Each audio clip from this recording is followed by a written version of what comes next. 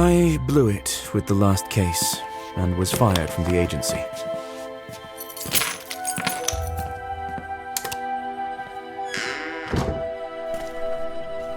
An old friend of mine suggested I come to the small town where he serves as a policeman.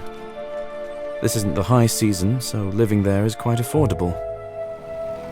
The mountain air and the sea will benefit my mental health.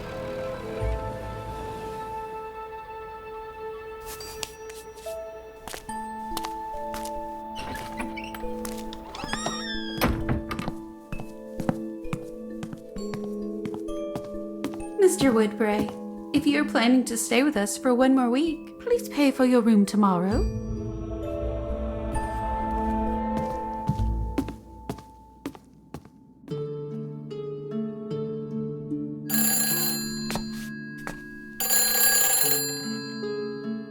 Hello? I heard that you are the detective who knows how to handle delicate cases. That happens to be one of my many talents. I need someone who will figure out where my daughter keeps disappearing to. That I can do. I chose you because you are an out-of-towner. Locals talk too much. I'm worried about her reputation. That's why no one should know about this case. Tell me where I can find you. My name is Marjorie Mortimer. You are a detective, aren't you? Consider this your first task.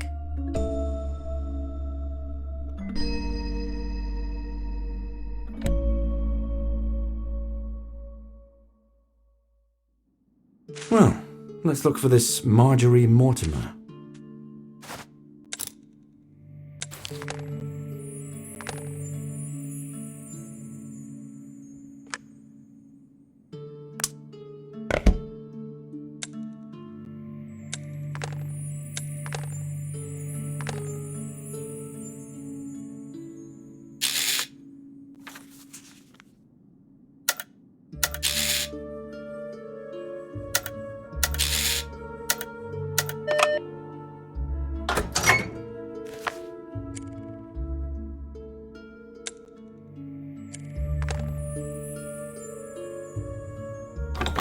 These clothes belong to the previous resident.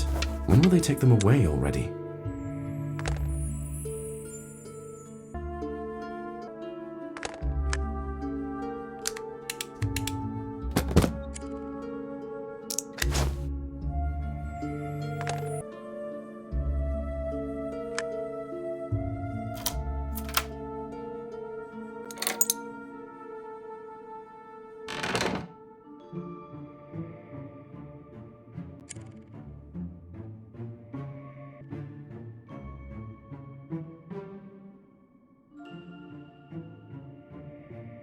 Oh no, I have to talk to her, and I think she is interested in me. I'm growing weary of this place. Good day, John. Glad to finally see you outside your room. Do you want me to name you a few places where you could pleasantly spend this evening? I do need to find one place. Although, never mind, don't worry about it. Are you going to investigate crimes again? Maybe you should take a break. Isn't that the reason you came here? I know everything about this hotel in the town. By the way, my shift ends at 9. Thank you for the help. Good day, Vicky. Knowing Vicky, if I ask her about Marjorie, everyone will know everything by the next day, and I need to keep it a secret.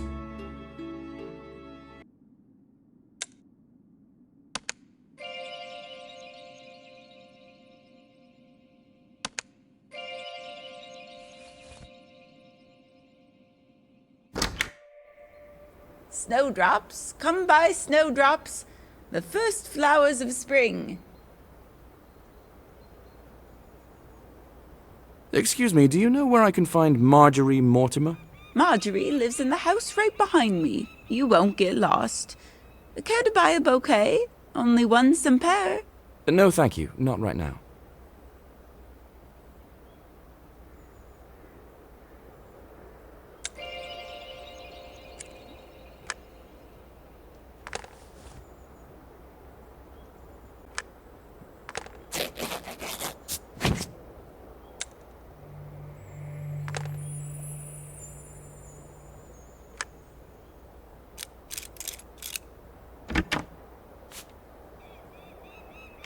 3,000 centiperes.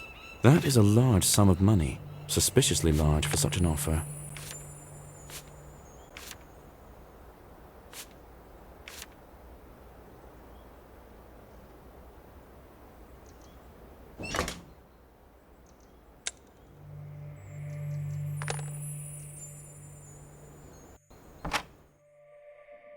This is how I imagined her. Miss Mortimer, I am John.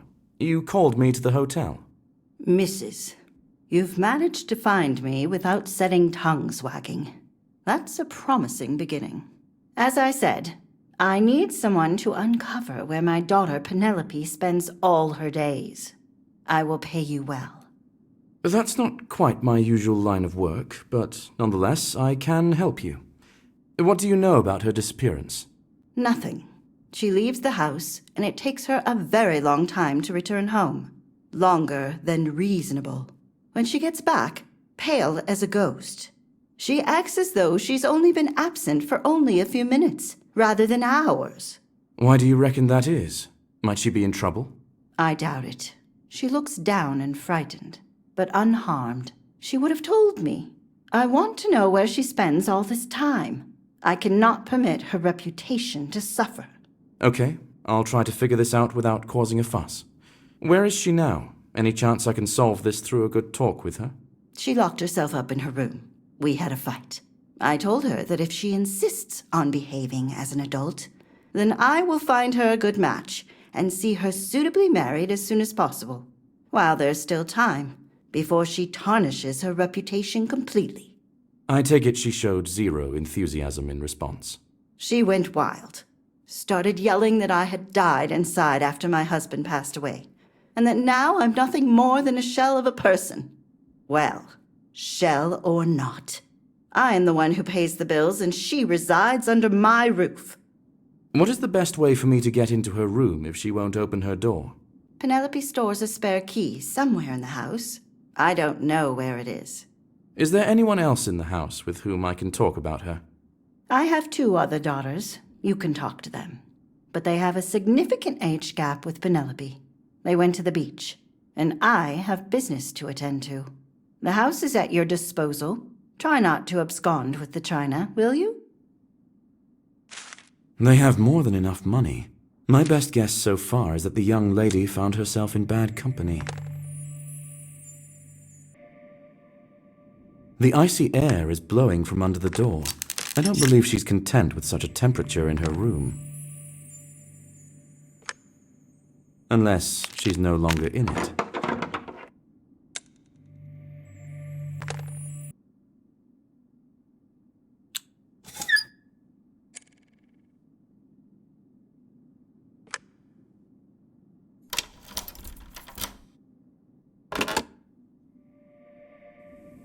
And she's gone, naturally. It's a good way out when all the doors are closed.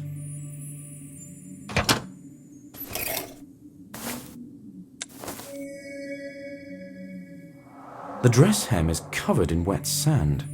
If you're walking on the beach in the cold, why do it in the water?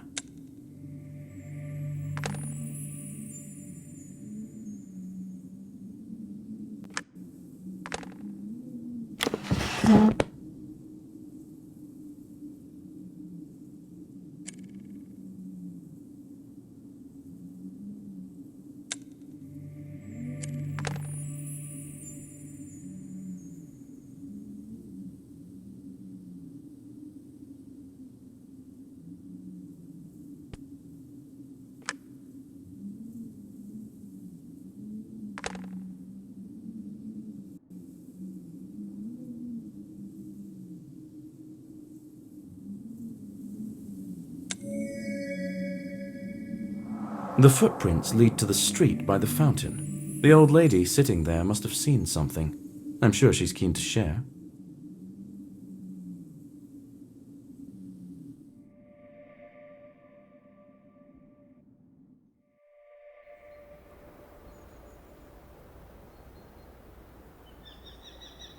Hello again. Would you happen to have seen a girl, the eldest Mortimer daughter?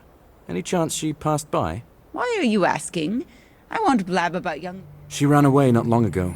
I might find her if I hurry.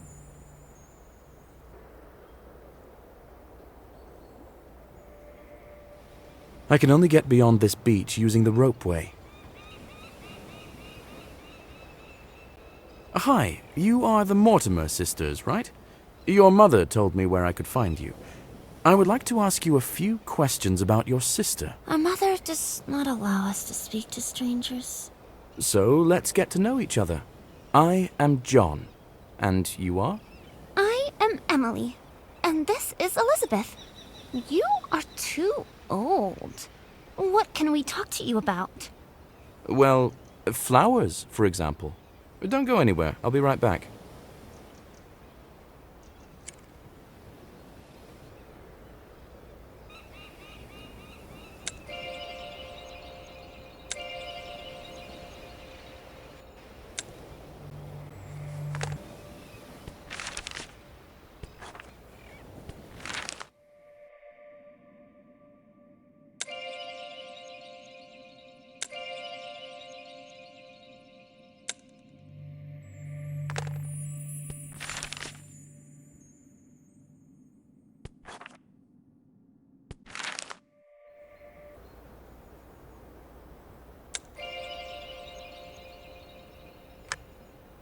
I came to return the favor. Give me a bouquet. Oh, thank you so much. I hope they will be a feast for the eyes.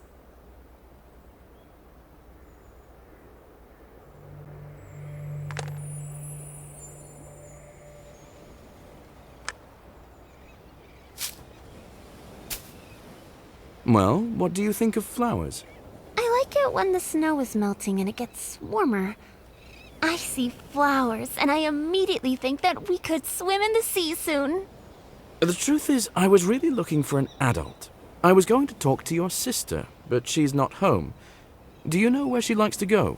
There's a pretty building at the end of the street, before the descent to the beach.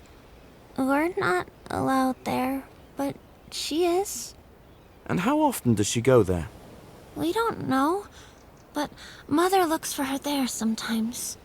And sometimes Penelope doesn't even get to the beach, and just stays in that building.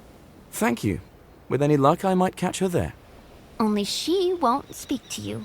She's not interested in other men. Other men? If the girl likes spending her time in the pub, I'll go there.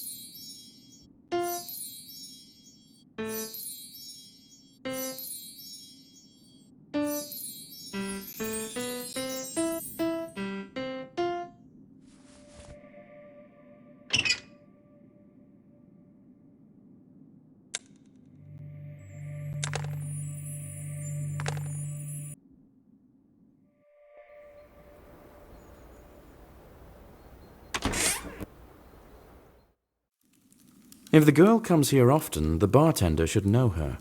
And the policeman sitting here is my former classmate. He might know something too. It's good to see you, my friend. How is your life in our gloomy town? I'm content. I'm looking for a girl, Penelope Mortimer. Do you know anything about her? Everyone knows Penelope. She comes here often. I don't have any specific information about her. She is a sweet young lady. Oh. Hello, I heard that Penelope Mortimer is a regular at this pub. How long has it been since she was last here?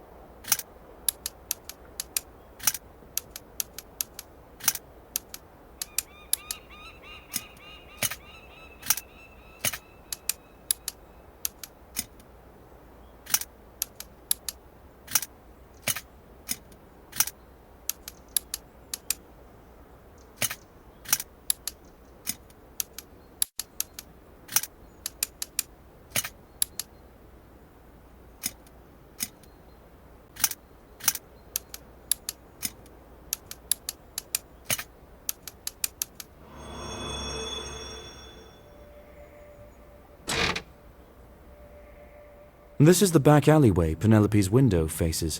The young lady must have a lot of courage to go alone to such a place.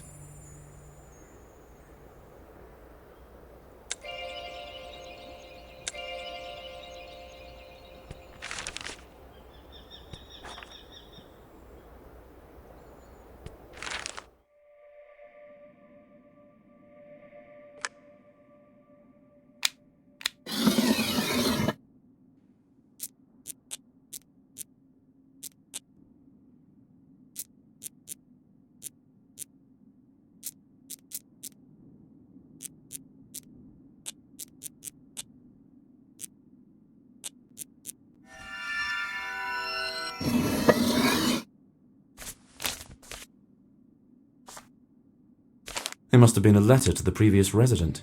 He's quite a character, I reckon.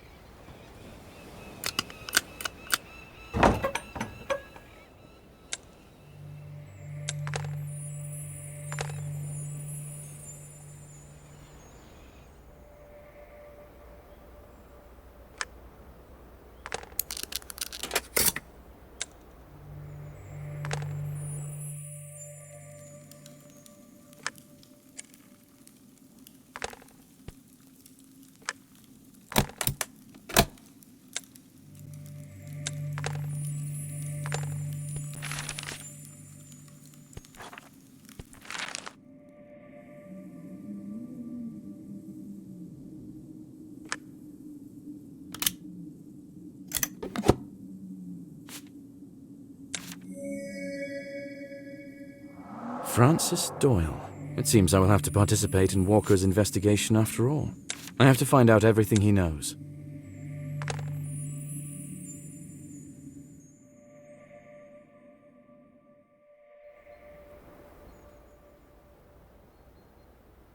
Walker, I am now interested in your case. Tell me, what do you already know about this guy?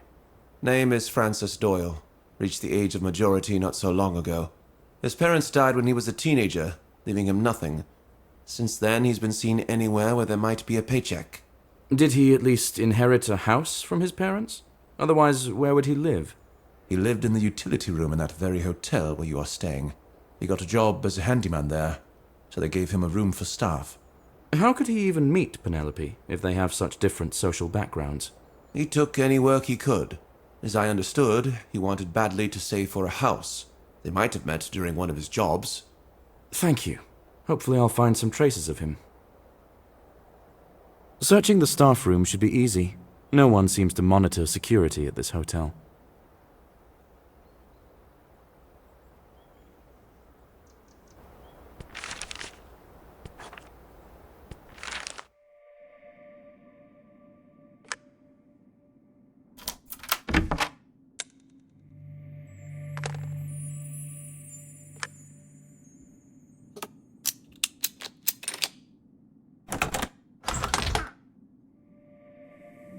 And I thought I lived in poverty.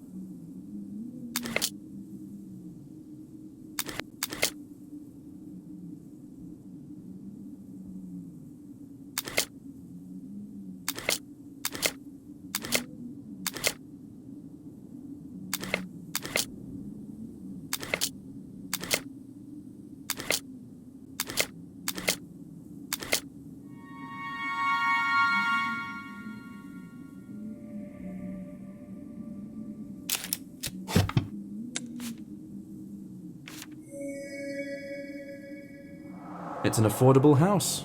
I could have bought it in the best years of my life. It seems that Francis had an eye on it.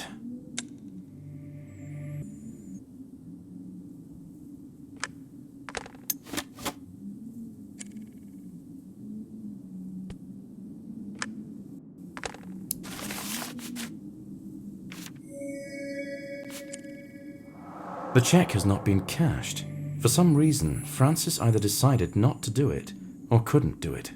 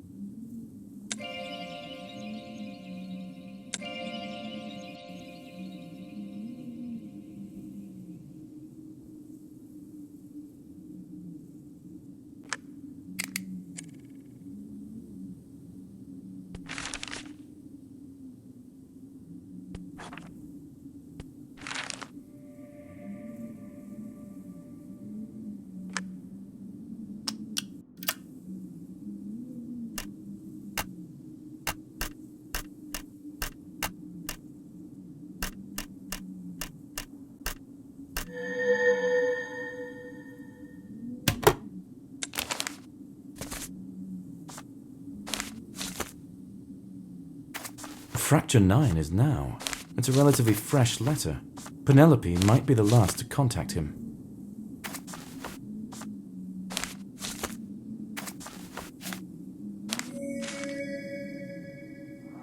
As I understand, their relationship began a long time ago and was pretty serious. Maybe I'll find clues in the fishing hut where the ropeway leads.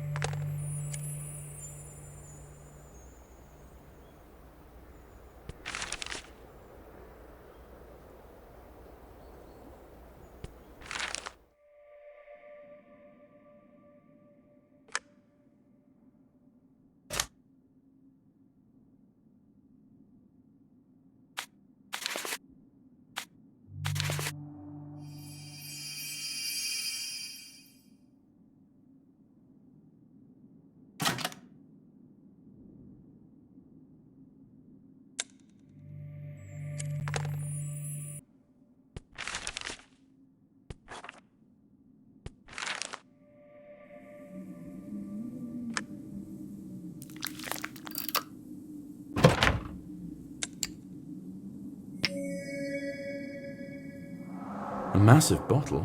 Why does a young man need so many pills? And why are they hidden in the closet?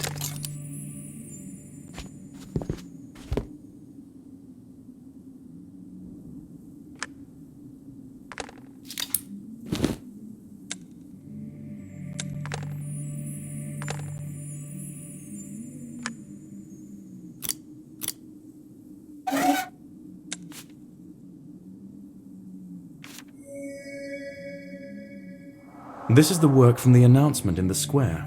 It seems Francis didn't consider it fishy. I think I should look for this professor.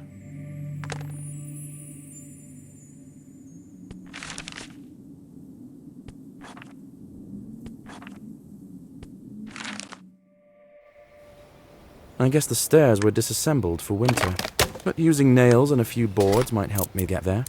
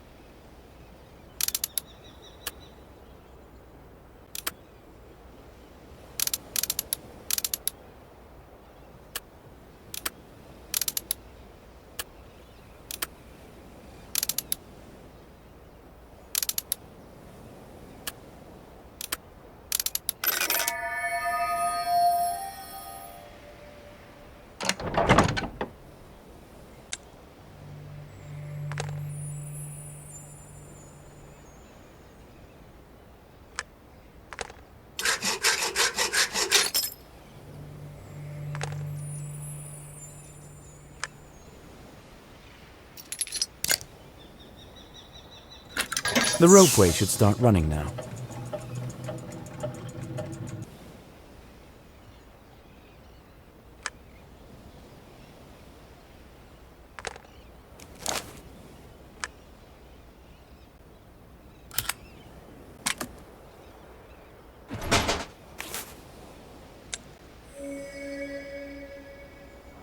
This is the hat of the girl I'm looking for. She's depicted wearing it in a family portrait at the Mortimer house. I might be close.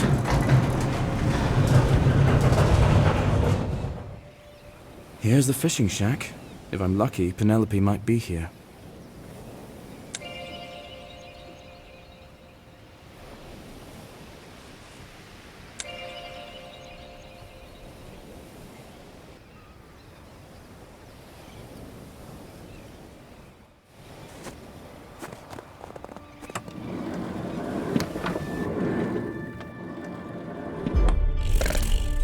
Francis! Run!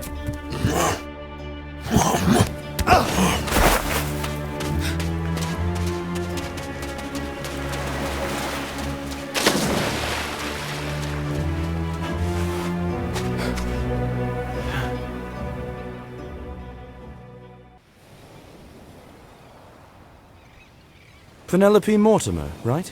Yes? Who are you? I'm John, private detective. Your mother hired me.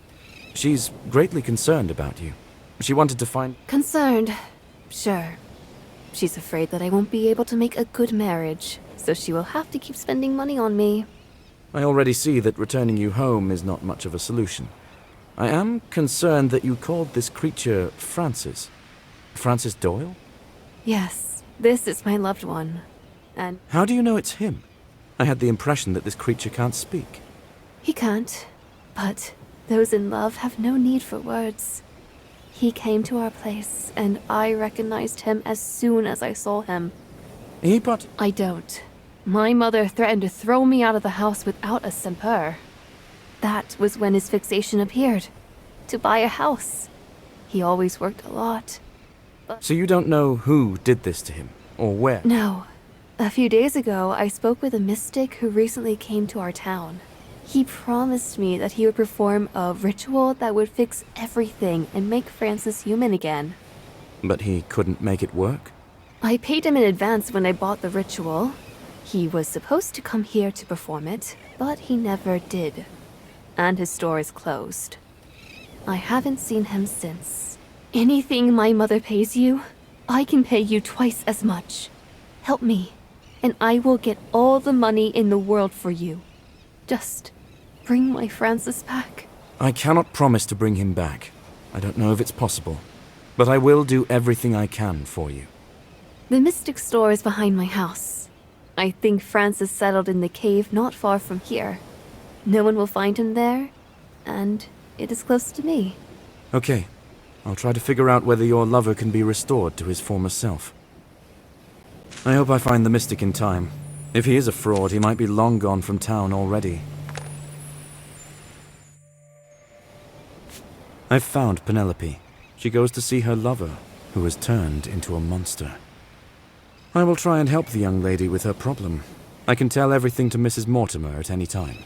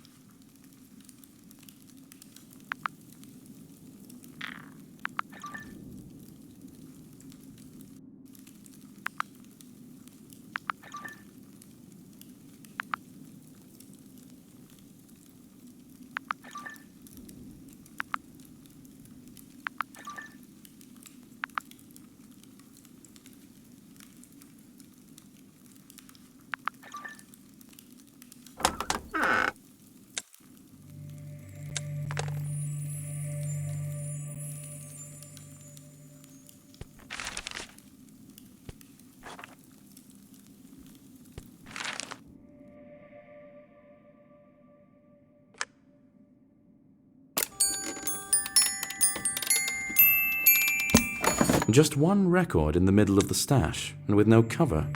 I wonder what's on it.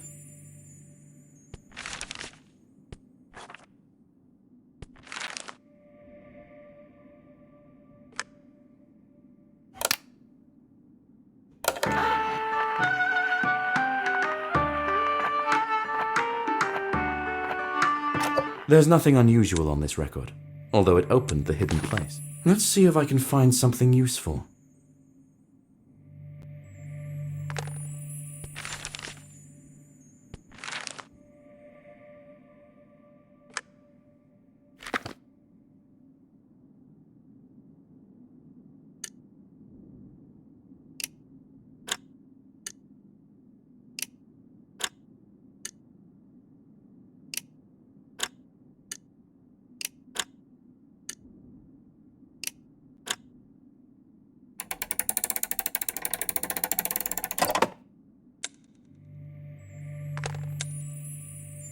Well, it's not much, but I am grateful for any coin I can get.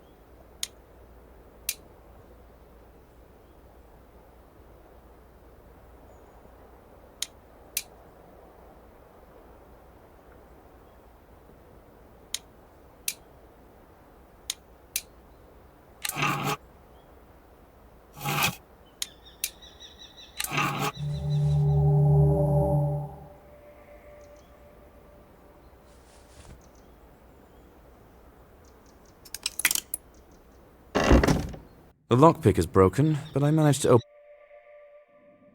The lights are on. Hello? Is anybody here? That's strange. So this is what LaRoche does. Disturbing. For what purpose might he seek participants?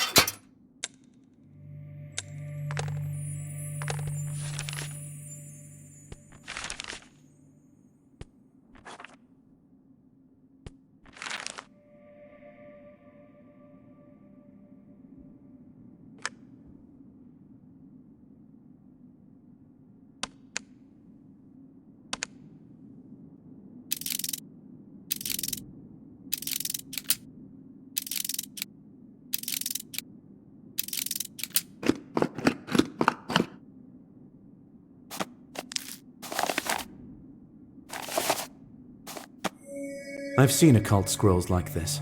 It's authentic. Does the owner know how to use it? Or is it just here as part of the collection?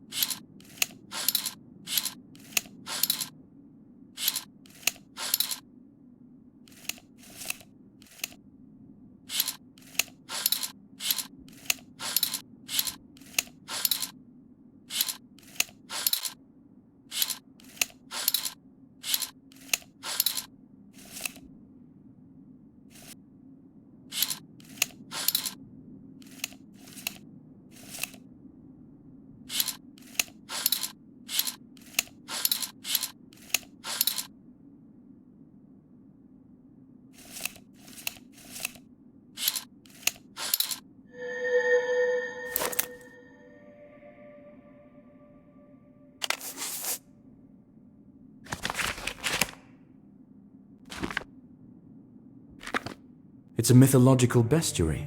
Francis looked very much like this creature. It's time to visit Walker and learn more about the scientist and his research. That should lead me to answers.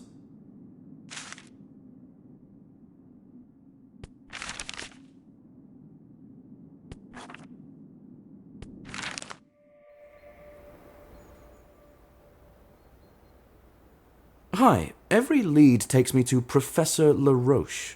Who is he? What do you know about him? Only that I have orders from above not to meddle in his business. Oh, come on, surely you can help me with at least something.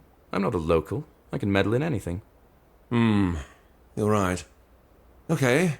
He lives in a detached house high in the mountains. Once he came, he started looking for volunteers, promising a substantial sum of money. But the locals aren't interested. Mostly. How far from the town is it? Not much. There's only one decent road that leads there. I will give you the key to the gate.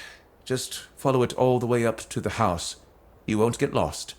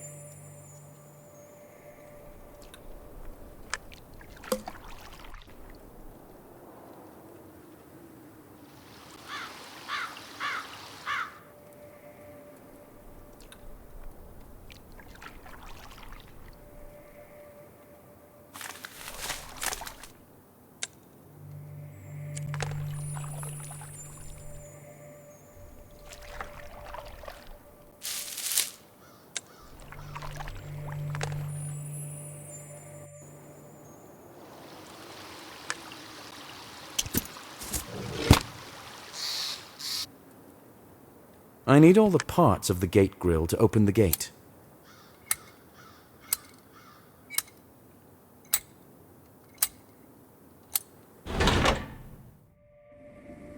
Wow, it's almost a whole castle.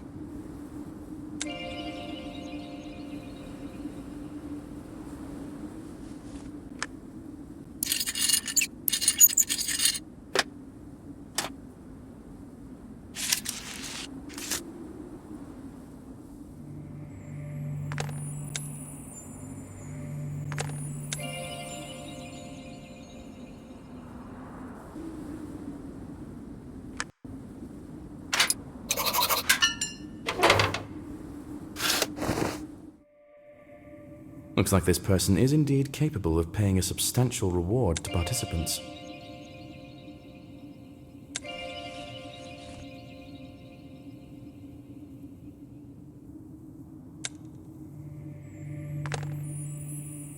I've seen such machines. They work with punched cards and are used for cryptography.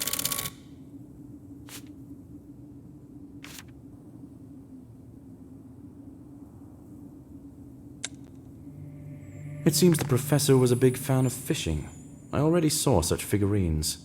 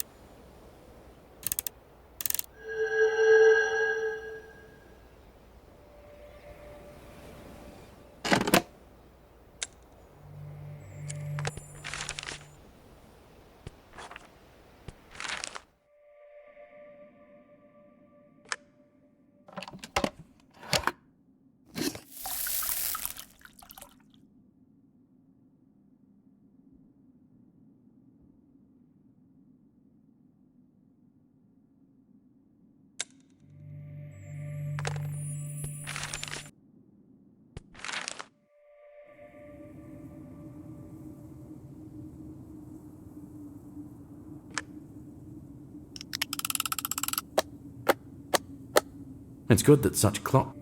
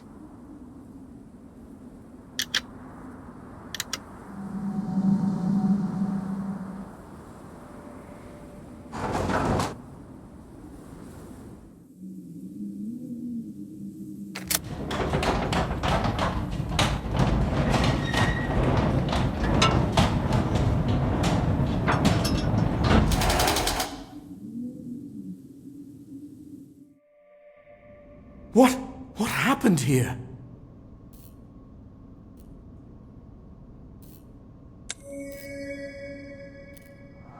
It's not a human's doing. Could the research have gone wrong?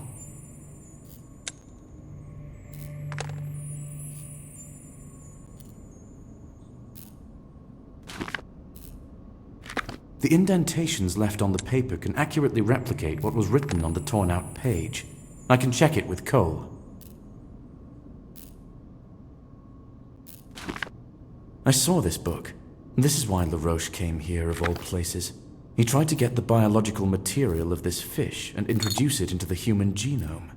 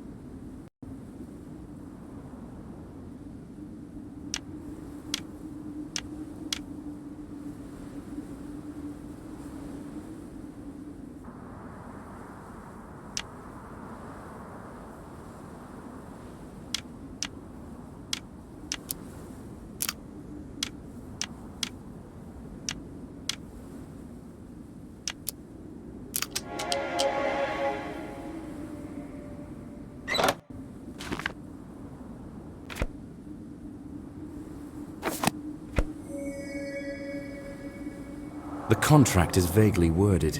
The participants didn't have a clue that they were signing away the professor's responsibility.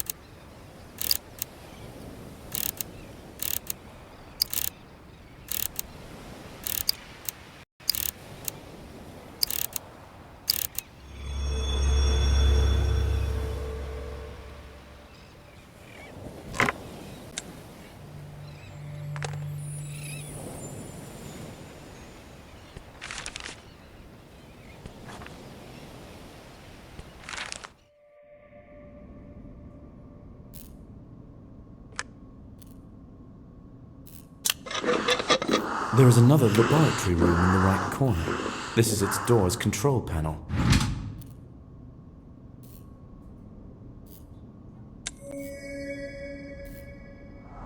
The number of experiments gone wrong is terrifying.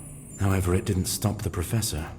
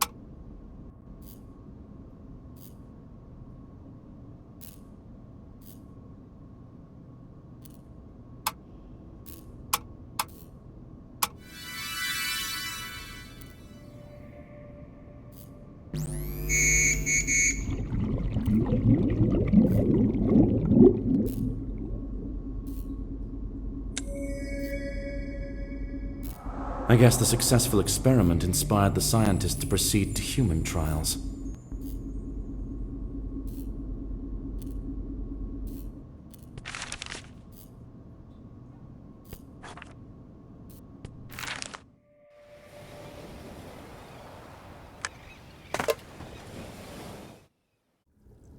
I don't see Francis, but there might be his things or something useful that might be a clue.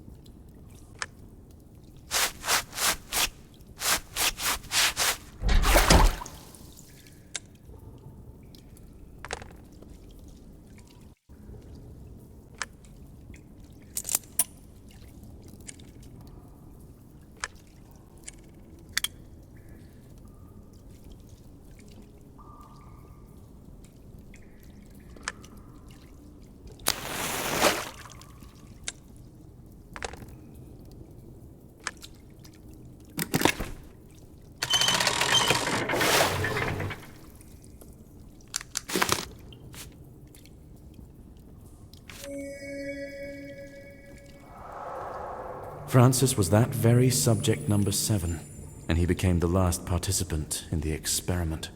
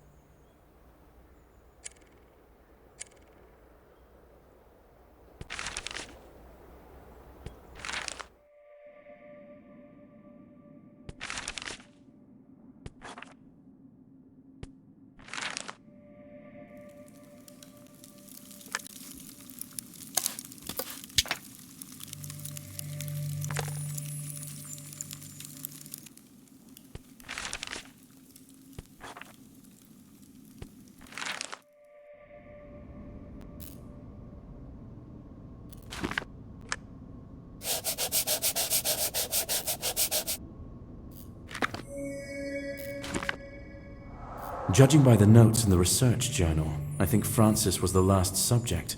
The experiment failed. He was doomed to die.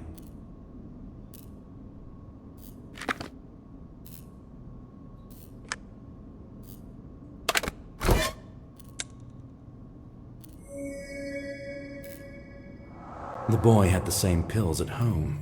That means he definitely participated in this experiment. Did he know what he signed up for?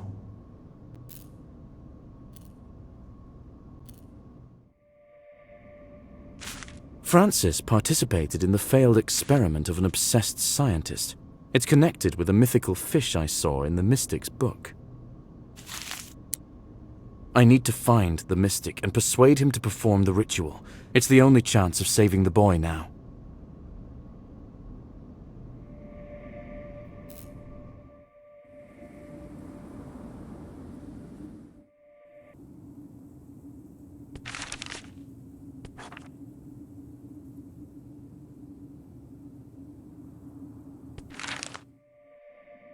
This bag wasn't here before.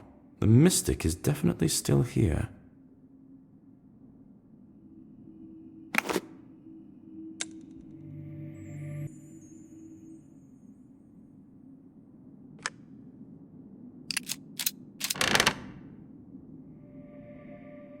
I hope it's the Mystic himself. I'm going to find out what he can say in his defense.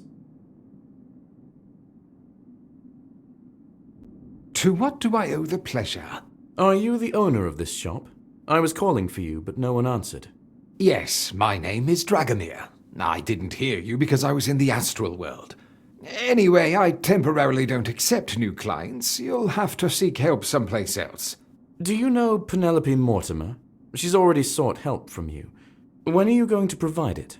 She paid for advisory services. I've already provided them. And what was that advice? Additionally, why is it that she's waiting for you to perform the ritual she paid for? All right, fine. I'm not a mystic of any kind, and my name is Dexter.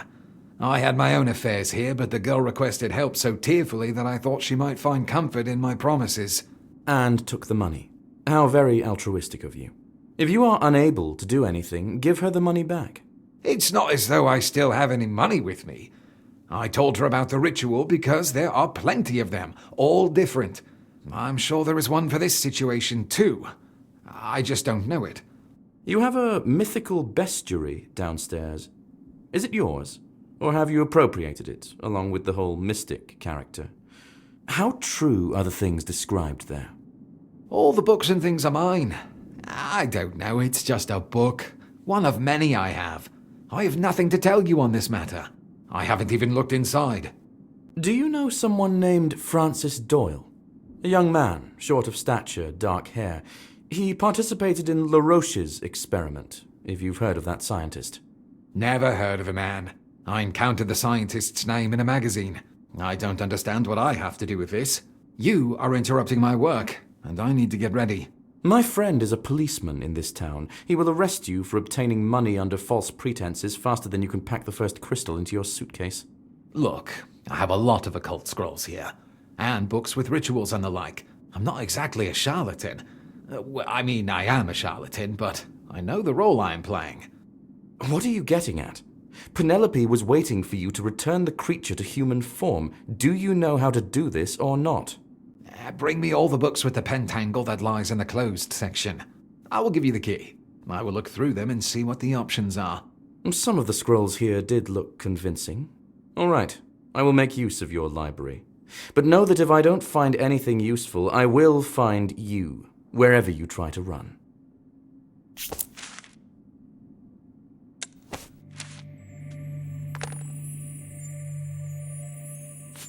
The Mystic doesn't know anything about the experiment, and can't bring the boy back to human form. Unfortunately, occultism is powerless before science, but we will look for a ritual that might help somehow.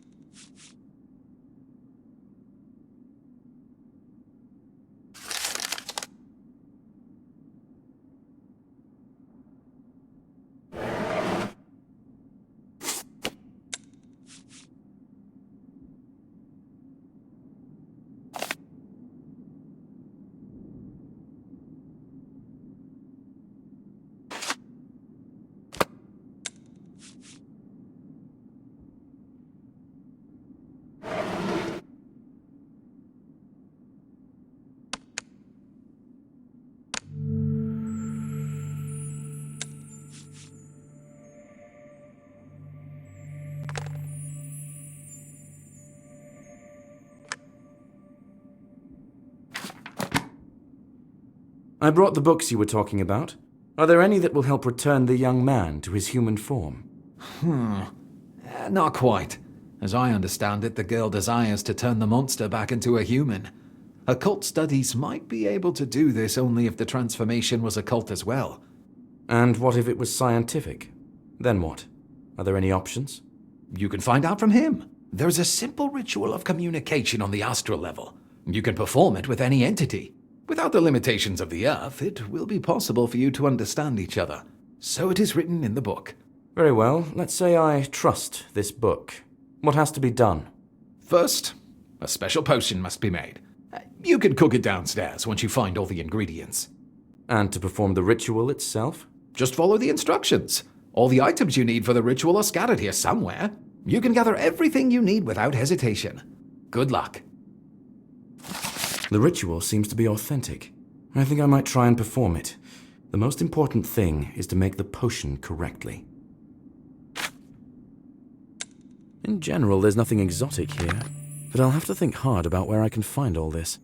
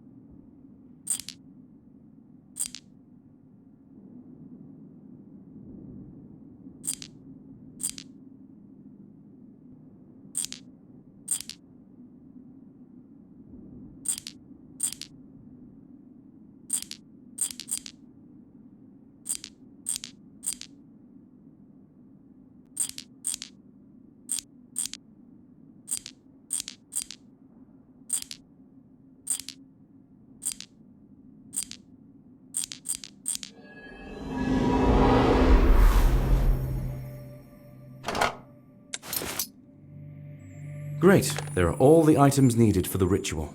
One less task to worry about.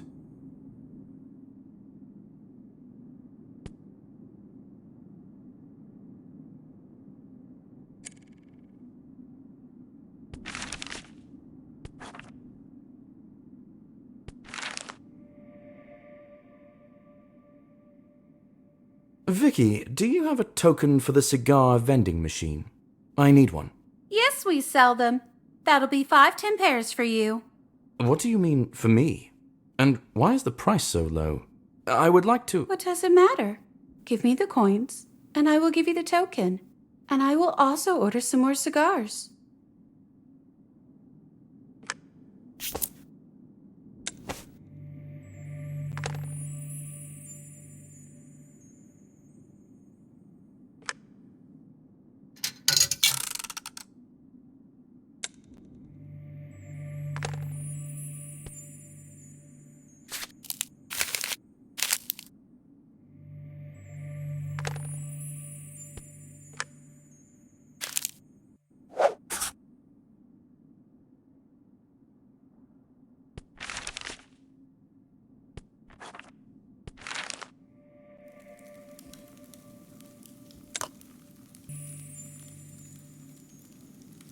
I'm glad that I found you here. Do you have absinthe?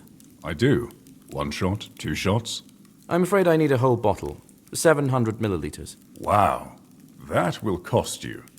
Yes, absinthe is expensive. I forgot I'm broke. Maybe you could come up with some work for me to do? You'd have to disassemble this pub and then assemble it back to work off the bottle of absinthe. Fine. Go to the warehouse and collect for me all the items I wasn't able to find. The warehouse is the room to the left of the bar counter? How can I get inside? I'll give you the key and the list of things. Just don't drag it out.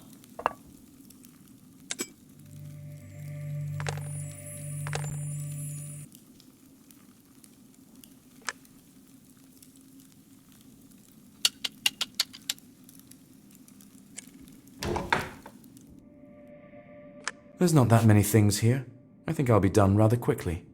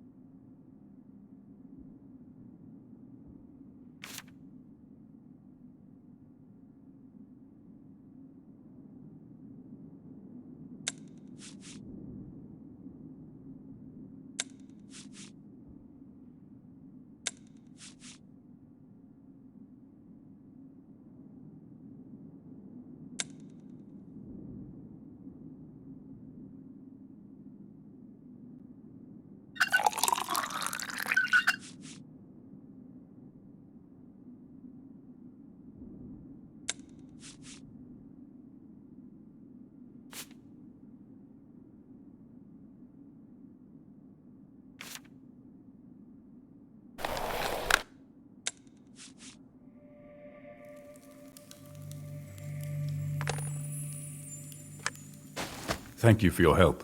Here is the bottle of absinthe you asked for.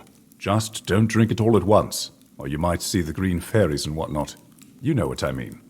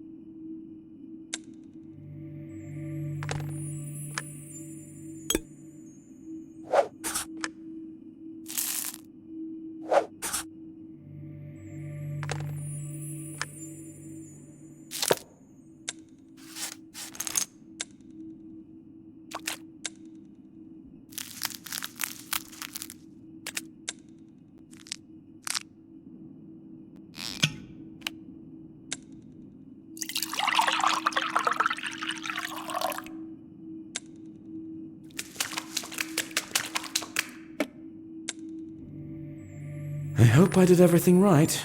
I dread to think what might happen if something's wrong with the potion. I'm ready to perform the ritual. I have to return to Penelope so she can call Francis. He has to participate with me.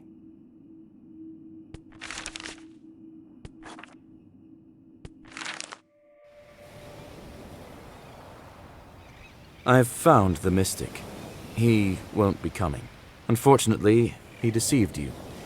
We didn't find any ways to return your lover to human form in the occultic books. But what to do then?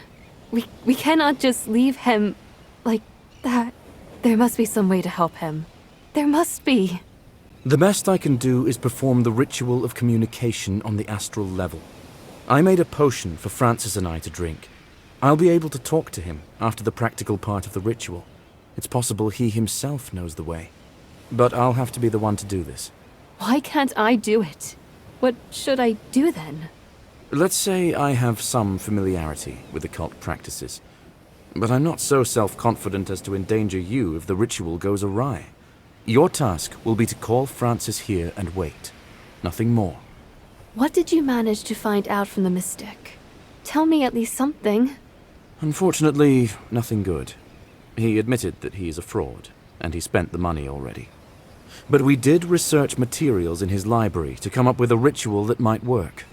Please, do everything in your power to learn from Francis what happened. There must be a way to help him. Something. I'll do anything to get him back.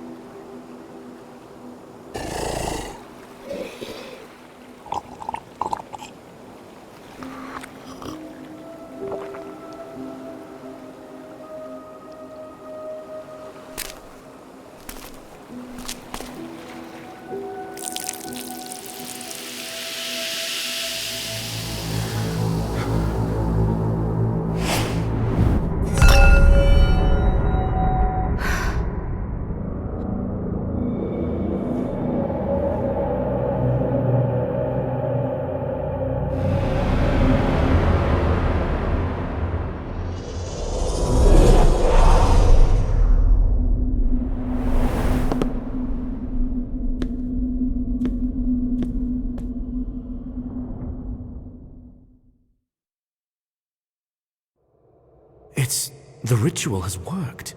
But I don't see Francis. Maybe if I tidy up this place, we can finally meet.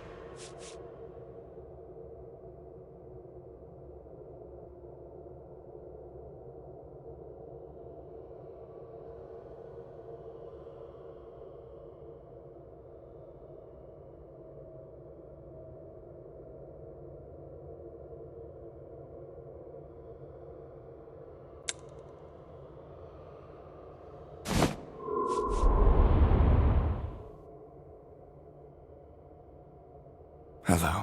Thank you for doing this. I lost hope that this nightmare would come to an end long ago.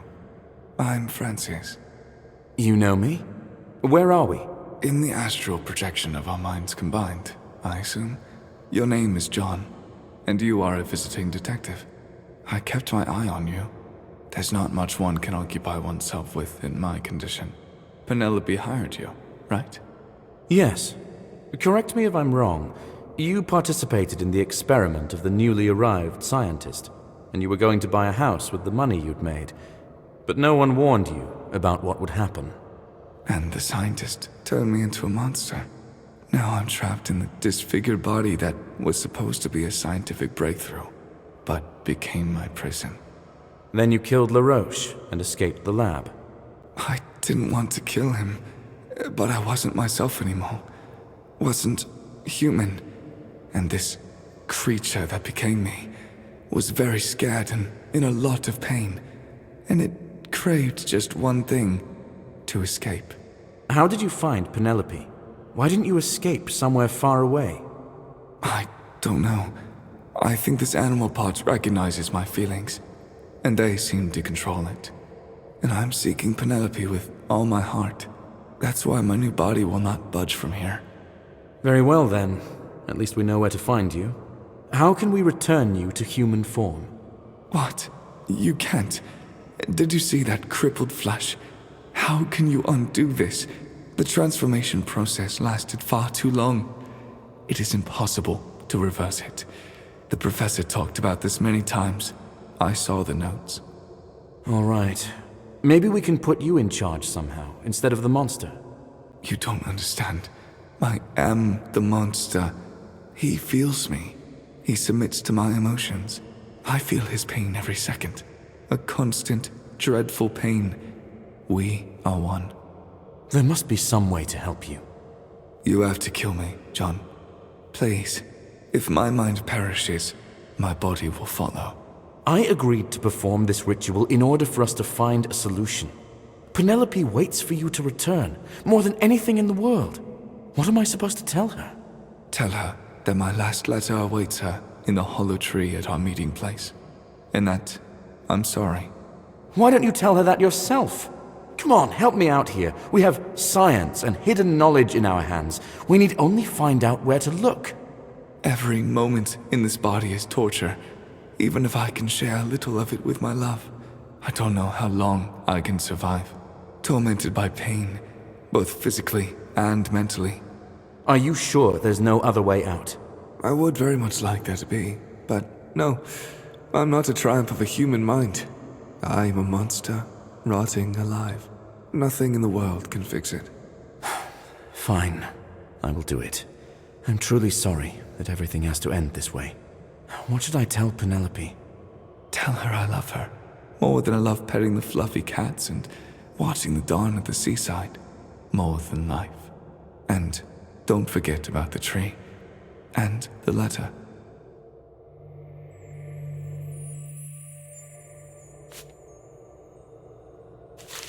I don't want to decide anyone's fate for them, but it is a dreadful destiny to spend the last days full of pain in a monster's body. I feel sorry for the boy, but it's only right to fulfill his request. I delivered a message from her lover to Penelope. In the end, she resigned herself to the fact that it was his decision to make. We both said our goodbyes to Francis the next day. I gave him one of the strongest poisons I had. I have not seen either of them since. I told Marjorie that her daughter just wanted to be alone, away from her family, where no one would find her. I promised Penelope not to uncover the location of her shelter, and she promised not to run away anymore, so as not to compromise herself or her mother. The case is closed. I fulfilled my duties, despite the lack of a happy ending. It's time to start seeing my unique detective skills as an advantage, not something to be ashamed of. For better or worse, I stand apart from the others. I'm glad to be home.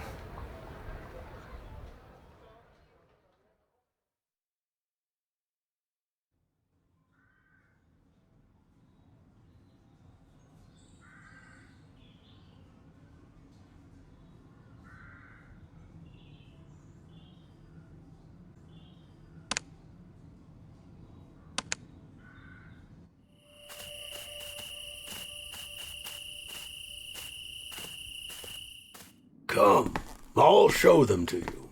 I wouldn't forgive myself if I lost the auction. The legend says that the great priest cursed these canopic jars, so no one disturbs him in eternal life. Do you truly believe in this?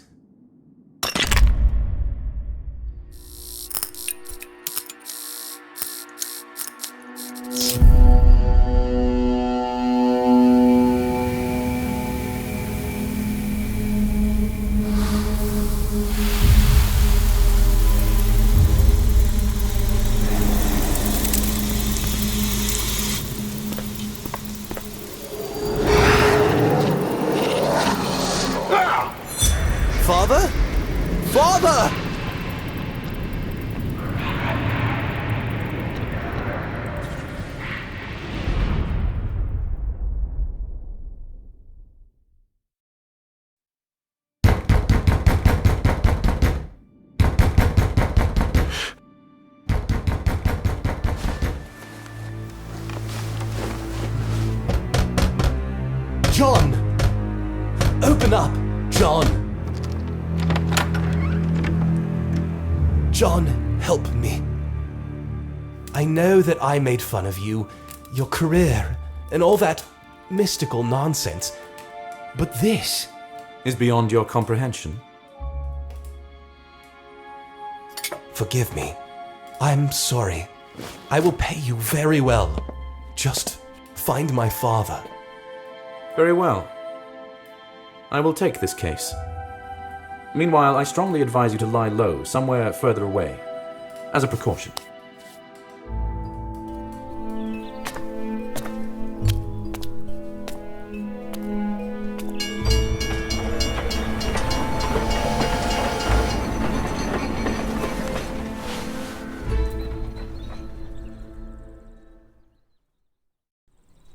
I haven't been here before. I hope the locals will tell me where to go. Good afternoon, ladies. I'm sorry to disturb you while you rest. I am new to this part of the city. Can you tell me anything about it? We arrived here just yesterday. There aren't many people living in the center of this neighborhood. Locals mostly rent their apartments to vacationers to earn money. Maybe you can recommend what I should visit. There is a park behind the gate, but only locals have the keys. We worry there will be rain, so we don't plan to get far from the apartment. Your concerns are understandable. Running in the mud during the pouring rain is not the lady's best entertainment, indeed. Thank you for the conversation. Trust me, these are the most picturesque places in the neighborhood. Nothing interesting or beautiful lies further than the center.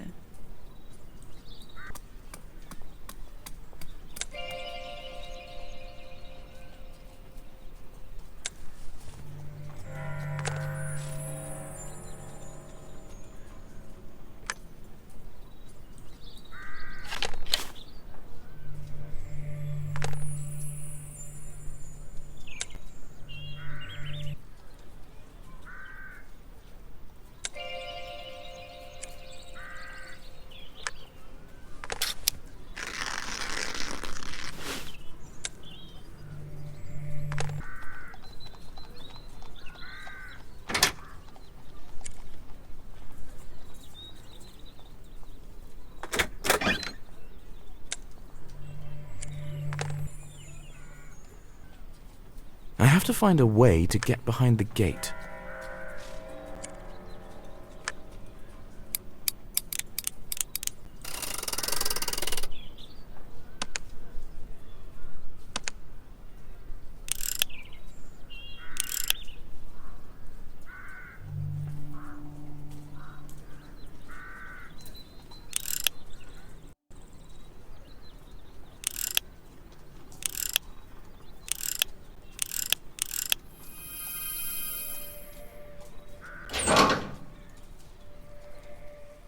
There are several paths.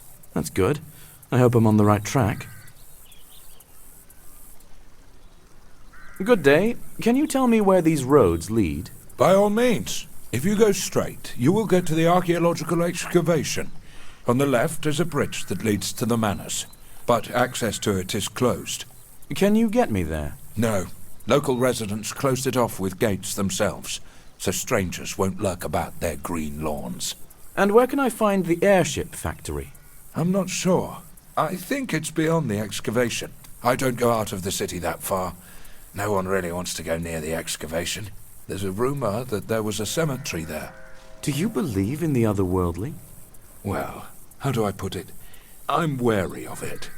Did you hear that a person has disappeared here? Disappeared how? Where did he go? From where? From the excavation? I suppose you haven't heard. Never mind. I must be mistaken. Thank you for your help. Have a nice day.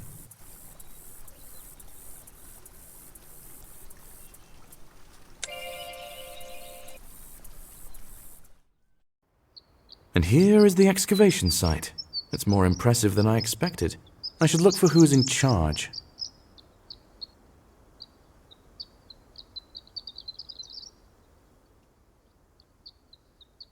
Hello, my name's Edith Barrow. I'm in charge of this excavation. How may I help you? John Woodbray. I'm in the market for a house. Also, I heard someone has gone missing here. I'm not aware of anything like that. It's very peaceful here. Beautiful, even. No crime whatsoever. If I may ask, what are you researching here? Is it your initiative, or have you been sponsored? The owner of the airship factory is funding this excavation. He has a particular interest in ancient artifacts, so when we discovered burials here, he wanted the site fully explored. You seem to know plenty about him. Do you know him well? Hardly. He provides funding for our expenses. Aside from that, we have no contact with him.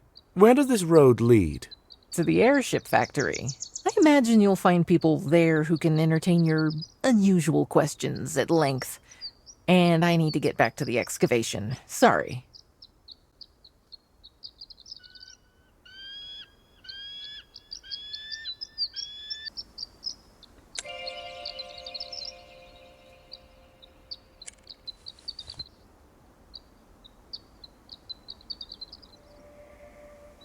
What a guard.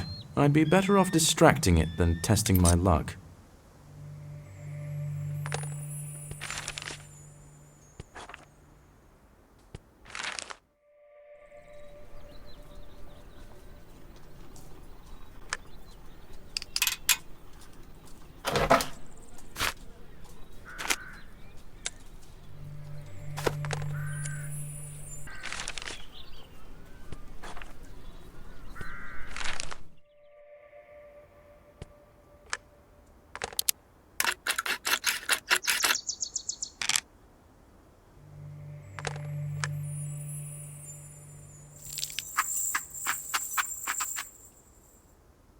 The dog loves this canned food.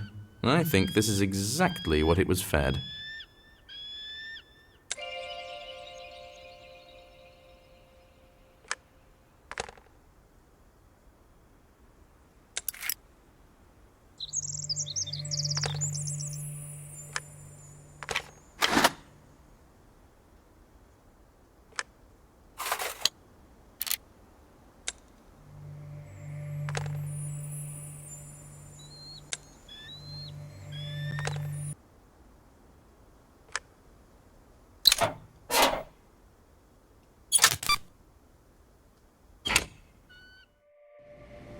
I have someone to ask for directions. Excellent. It seems easy to get lost here. Good day. Do you know if any of the bosses are on duty? The director's here. He's always here in the first half of the day. His office is behind me. Did you hear anything about the disappearance of a man? Yeah, it happened right here. In that airship out on the strait. Them Egyptian ghosts. They went and snatched some fella. Have you heard anything else? Don't nobody know much of nothing. The boss, he locked up the door right quick after. I just hope it ain't catching. Gonna be a real mess if them spooks start filling up all the airships. They shouldn't. Don't you worry. Thank you. I will go talk to the director.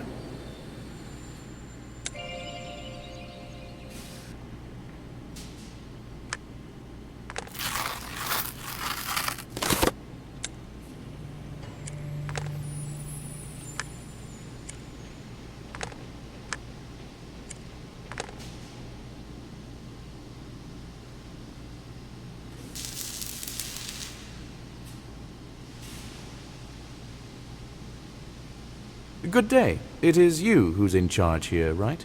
I am second to the owner. Although since the owner is gone now, I guess the answer is yes. Barnaby Croft. Nice to meet you. John Woodbray. The pleasure is mine. I've been told that the owner disappeared. Do you know anything about that? I know that he had just returned from another auction. Everything else is just chaos now. We are waiting until the lawyers start working on this. What was he doing at the auction? Did he have a specific purpose there? Artifacts of ancient Egypt. His pursuit of them has lately gone beyond reason. He was waiting to purchase the new collectibles with anticipation, especially some 4 jars. Do you know him well? Who? No? Sure. He's not one of those owners who doesn't give a fig about what's happening at his factory. We weren't friends, but we respected each other's opinion. Did he take an active part in the factory's operations? Not in the process itself, but he's often brought new technologies from other countries, implementing his unusual ideas. I think of him as a true innovator. So you haven't had any disagreements in terms of the factory management? No, we've trusted each other. He concerned himself with the broader direction of manufacturing, and I with the day-to-day affairs and improvements. Do you have a key to the airship where all this happened? I see you even know some details of the disappearance. Very well. I'll give you the key. I hope you can find it all as soon as possible.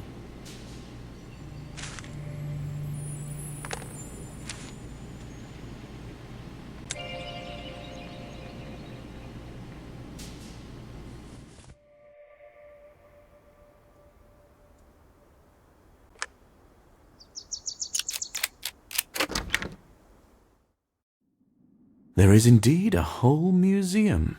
I need to move carefully and not knock anything over. It's neither sand nor ash.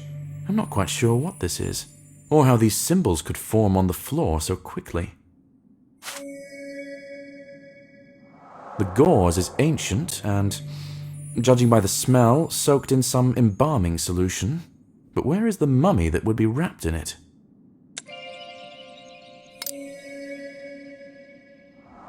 The glasses are all cracked.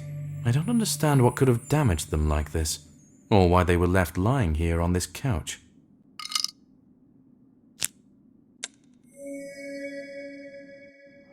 It's a Scarabaeus satyr, commonly known as a sacred scarab. They're not exclusive to Egypt, but they're certainly foreign to these lands.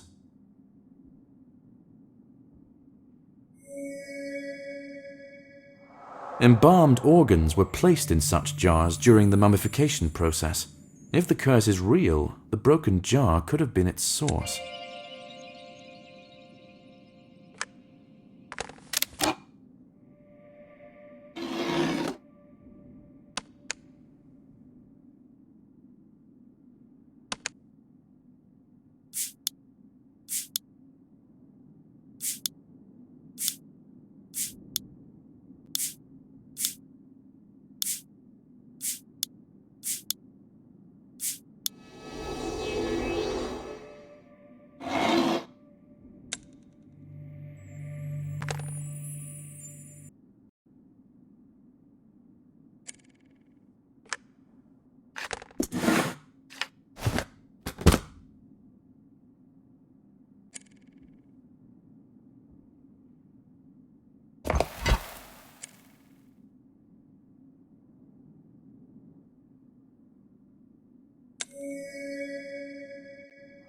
This gas is so dense that it still hasn't dispersed from the locked closet.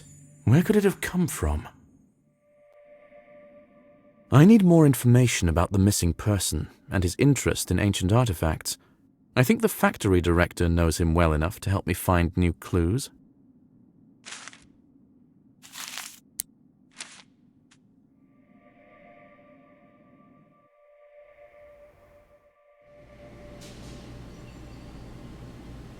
Have you inspected the airship?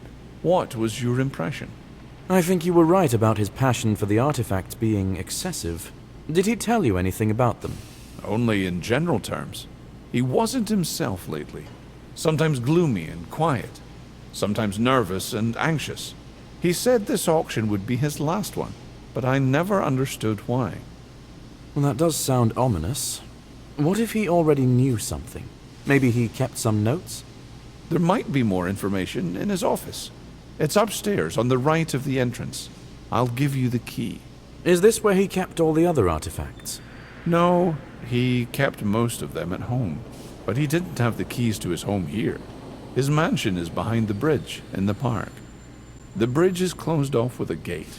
But people who live in that area hide a lot of extra keys in clever hideouts throughout the park. I'm sure you will find them. And how can I get to the mansion itself? The butler should be of help with it. But I must warn you, he is a dubious character.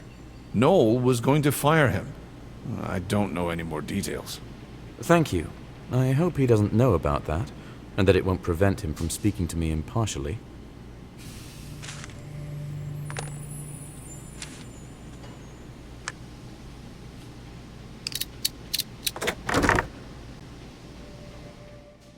Everything here looks pretty modest at first glance. There are no artifacts. I think I should take a look inside the safe.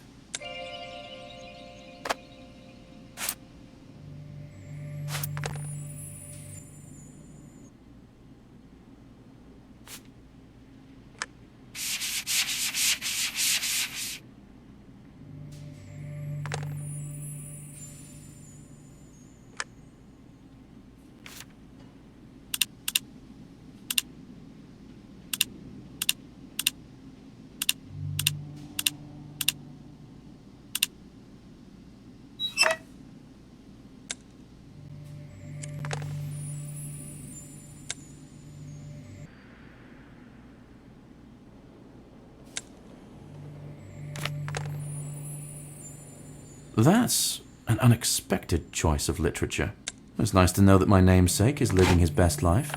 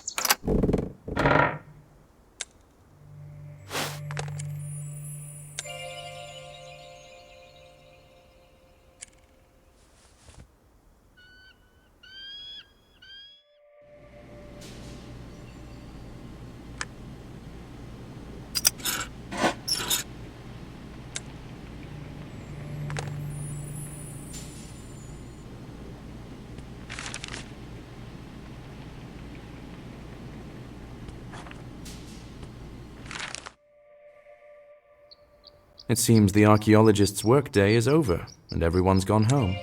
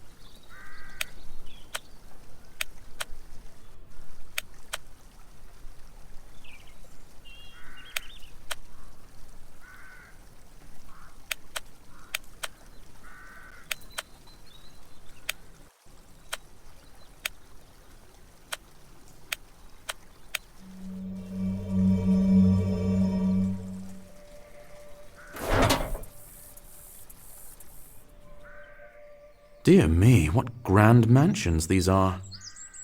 I believe this is the woman from the Hello again. Edith, is it? Is this your house? That's right. I worked hard to get where I am now. And you should be. It is an impressive achievement for an archaeologist such as yourself. I'm not sure I follow. I'm just saying that it's rare to see such a self-made woman as you are.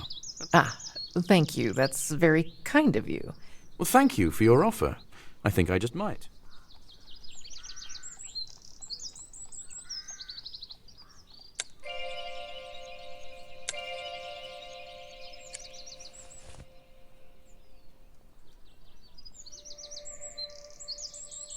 This is the Shepley mansion. The windows are lit. I hope it won't take too much time to find him.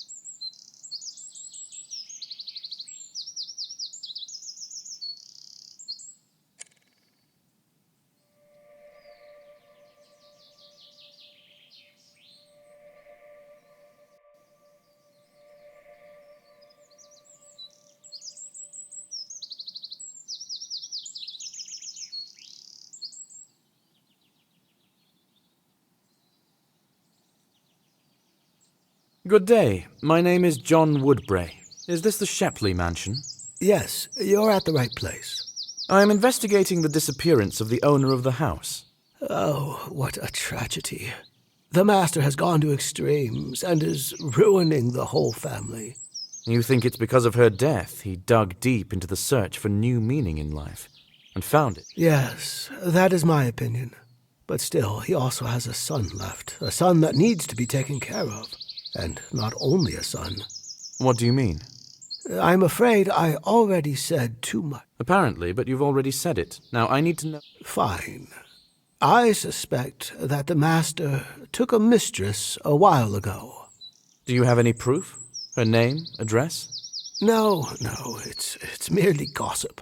He would disappear for a few days when he was free from the factory and the artifacts. Unfortunately, it's rather scant evidence. But I will take this into consideration. Thank you. Forgive me for speaking so freely, but you did say...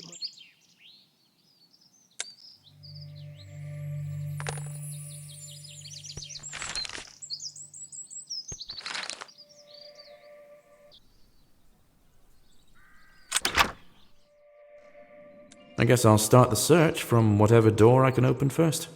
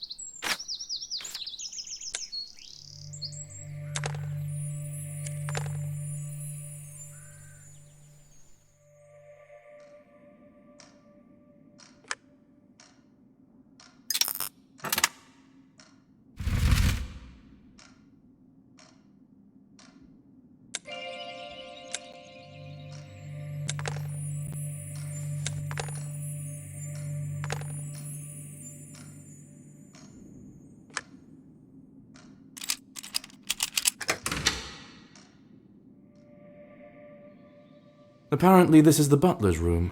Let's see if I can find any signs Noel might have had cause to dismiss him.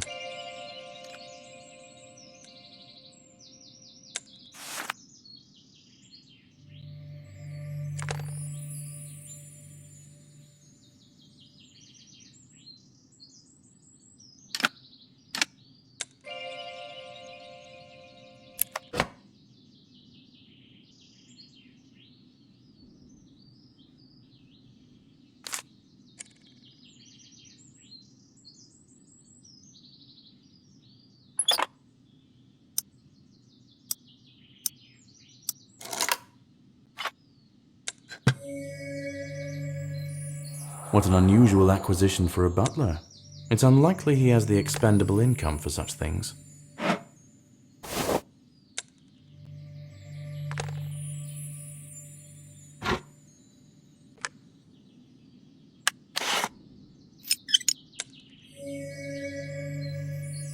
The butler introduced himself as William Morris. This watch doesn't belong to him, but rather his employer.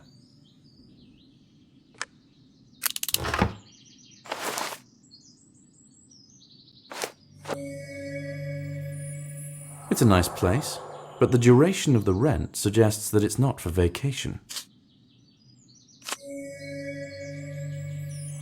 A one-way ticket. The butler has no intention of returning. I wonder if anyone knew that.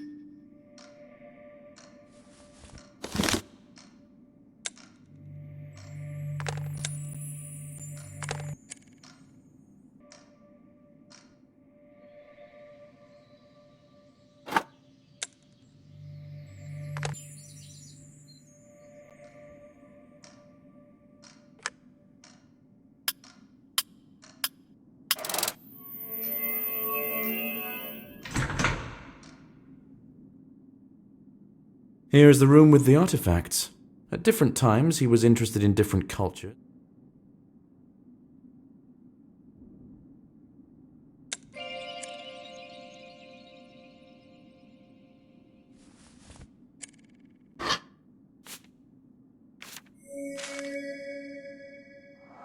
The butler might be right about the mistress. You don't pay just anyone's rent. I need to check this address.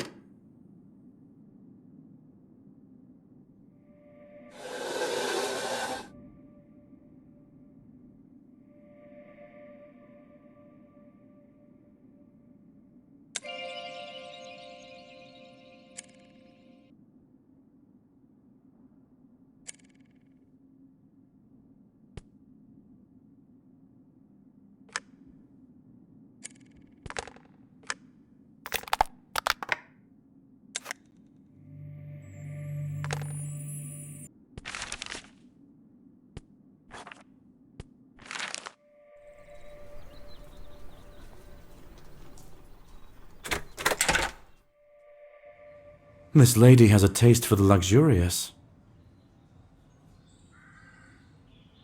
Good day. You caught me off. I still think I should look for evidence to confirm her words.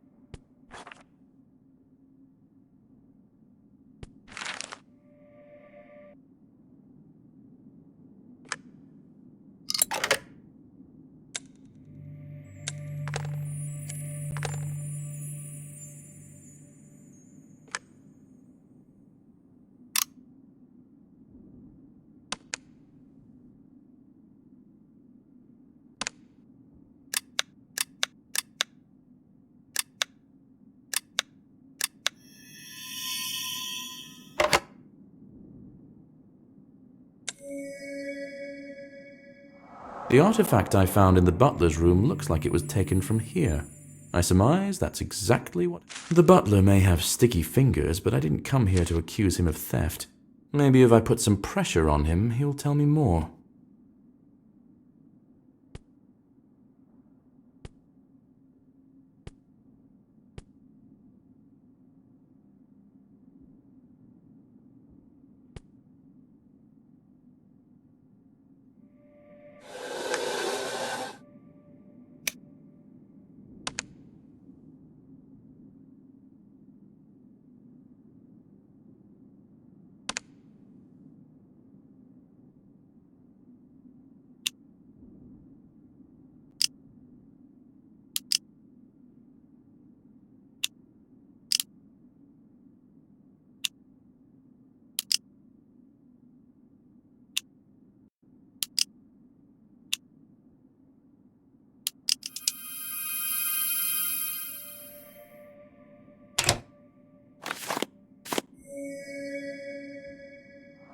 So if Noel dies, everything that belongs to him will pass to Harvey.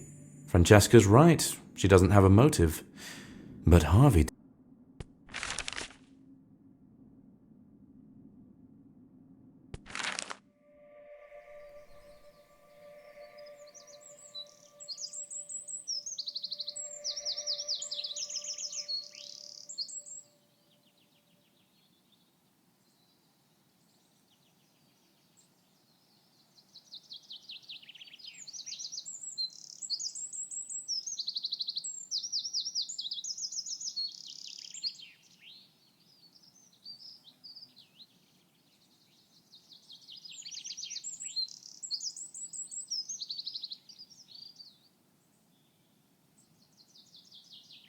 Leaving already? No, I came to speak to you. What about? I'm afraid I already... Yes, but you haven't told me about yourself. I took a look around... Dash it. I thought I had left the door closed. I think you know. A house, rented in another country. Why would I? No, I won't.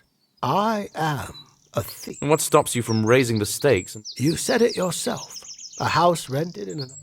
It seems the butler had entirely different plans, and his master's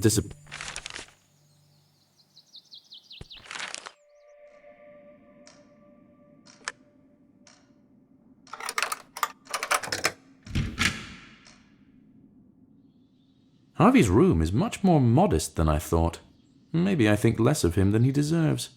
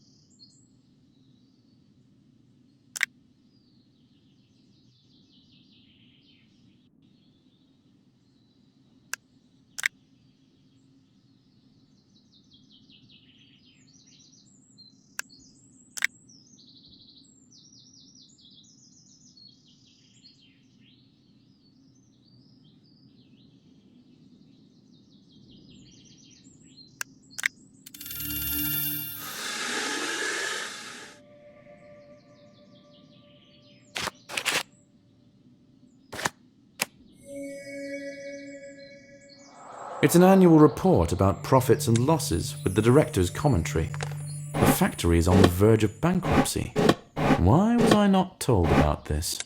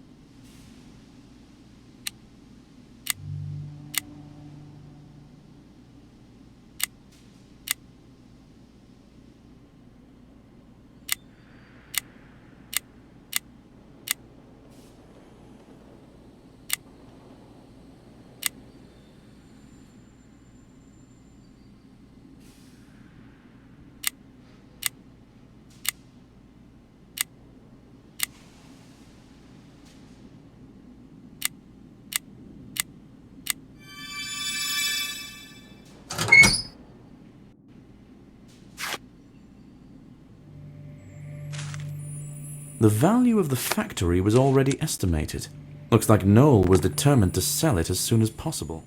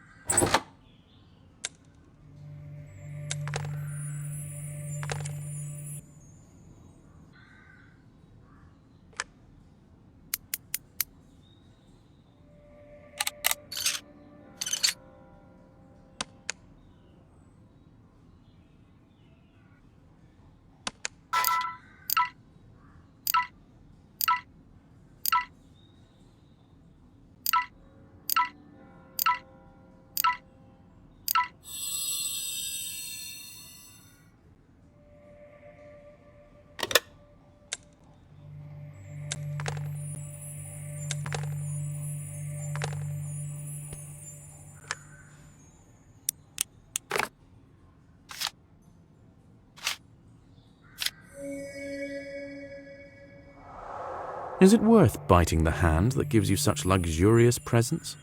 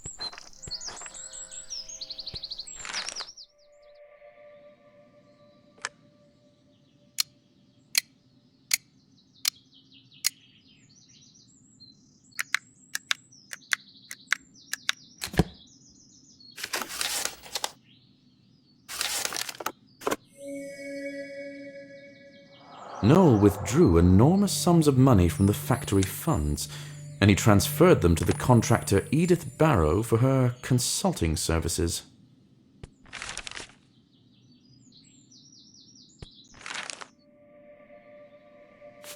The butler spoke the truth. Noel spent an enormous amount of money on artifacts, so it's possible he could have dismissed him.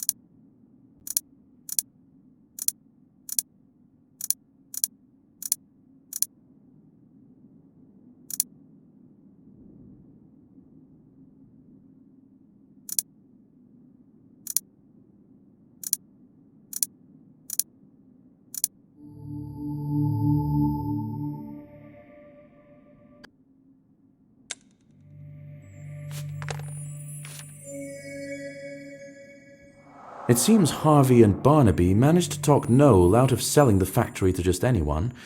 He sold it to his...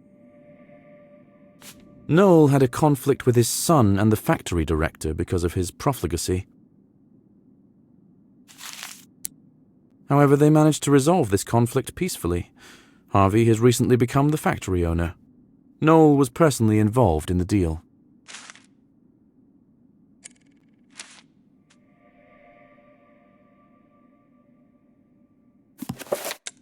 Edith offered me her assistance. I'll ask her to decipher the writings. There's a bookmark here. I think it's important.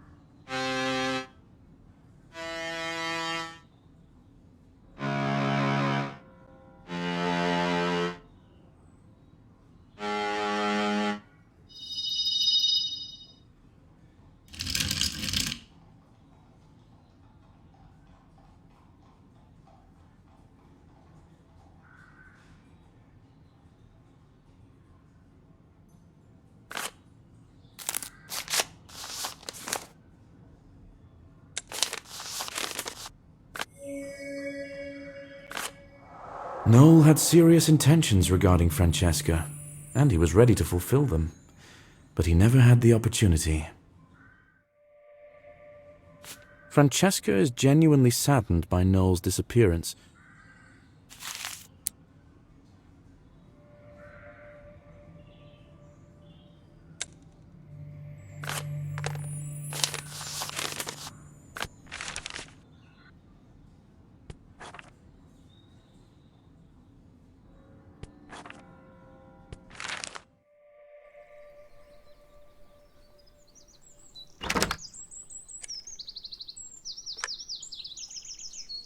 John, I didn't expect to see you again.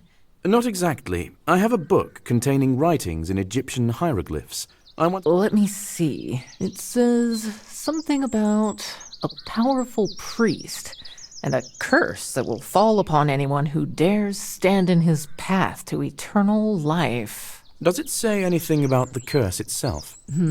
Yes, here. It says the wrath of the gods and the elements will be unleashed upon that person. The skies will open and burial sands will be cast over them. The air itself will vanish. That was more than enough. Don't worry. Thank you. You're welcome. You know, you don't have to come by every time you need something. You can just call me. Here's my card. I have doubts about Edith Barrow, the head of the excavation and Noel's right-hand woman. She lied to me when we first met, so I'll have to search her house to find out the truth. I have her number. I can break the crane at the excavation and inform her of the breakdown over phone. This will give me time to search for clues while she's out.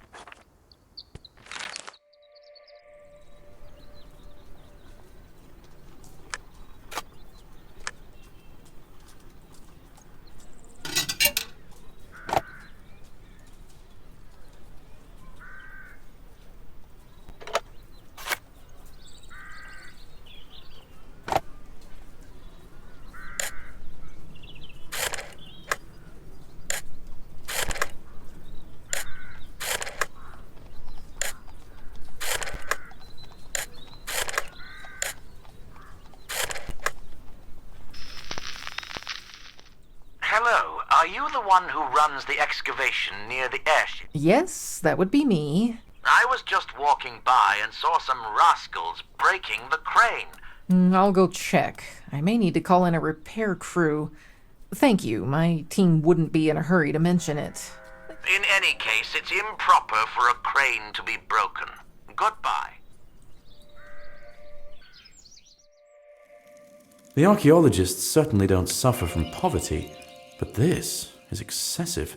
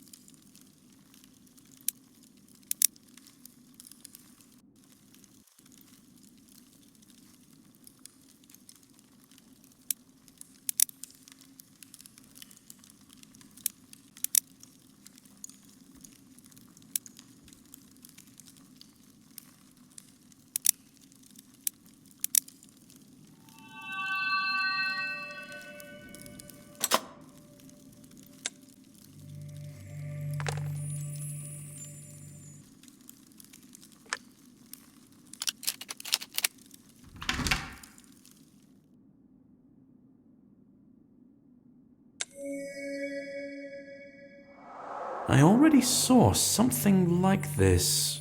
On the chest, in the airship, right.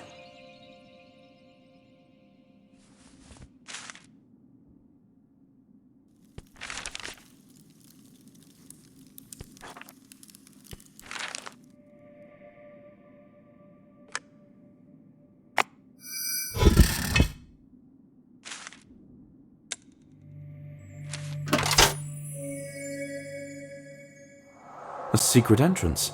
If I follow the trail, I might quickly find proof that there's no mystery involved whatsoever.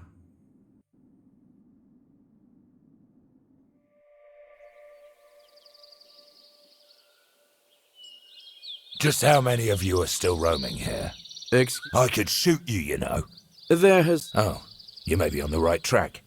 I saw some people here from a distance. They seemed to be carrying something. I began to shout at them and they scattered like cockroaches. Could you see any of them? At least any... No, only dark silhouettes. It was at night. There's an old dugout.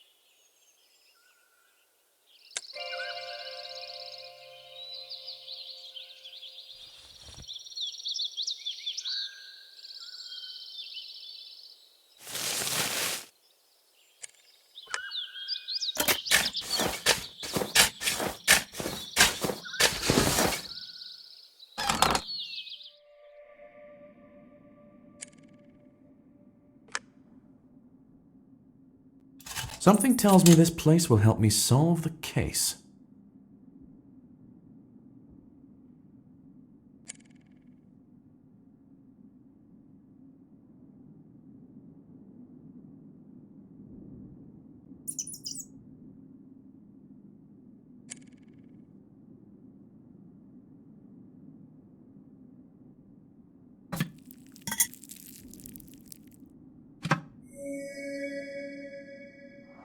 I found the same kind of scarab in the airship. That means the others were collected and brought here.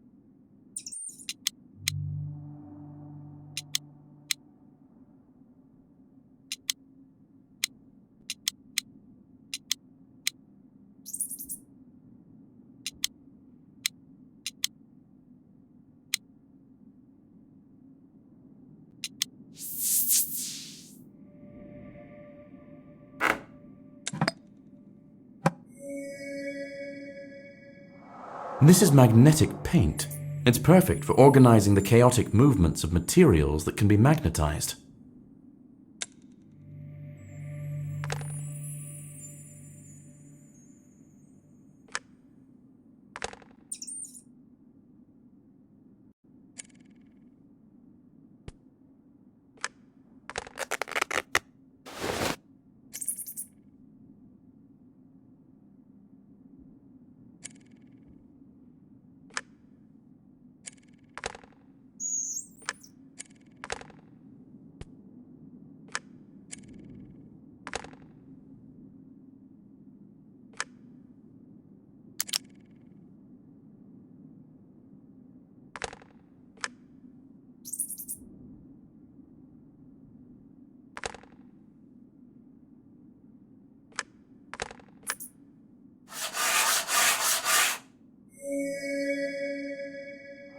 It's a heavy smoke used in theaters.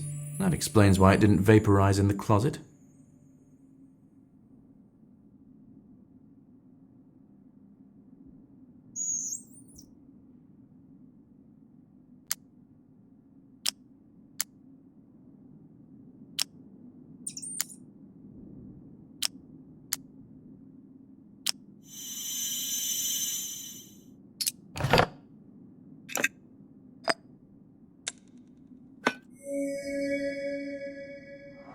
Inhaling chloroform vapors can be lethal, or, in small doses, cause a person to lose consciousness.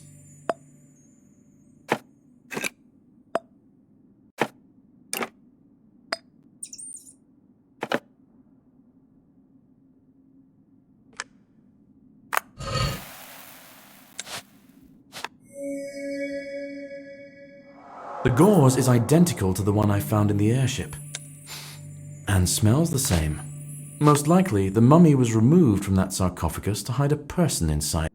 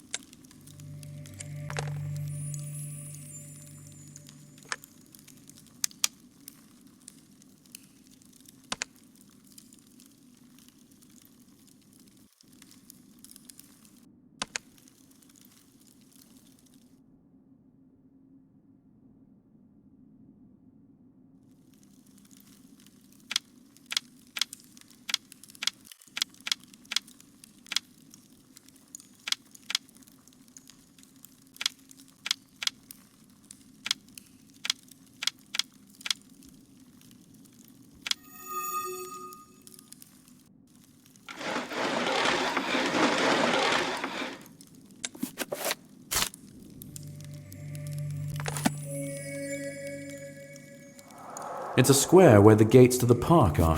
The building with boarded up windows. Since I've already found the storage, maybe I'll find Noel in this apartment.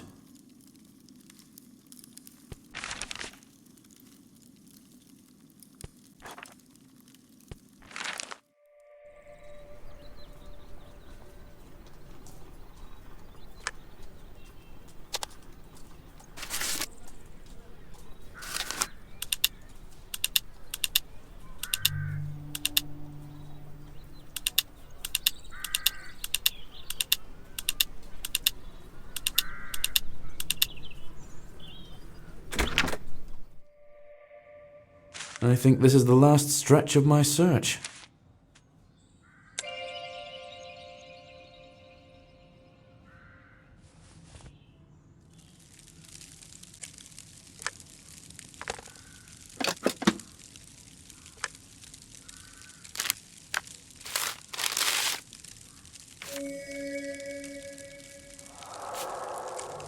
Noel wanted to terminate the contract with Edith himself. I suppose his close people managed to influence him. It seems that she didn't like it.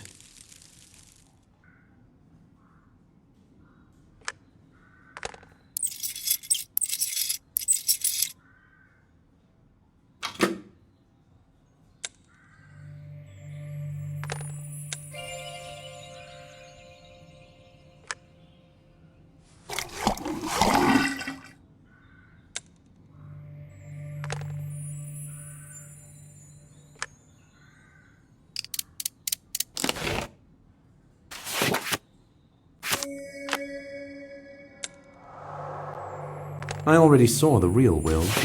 According to this new one, Edith will get almost every possession of Noel's, and the signature here means he was here too.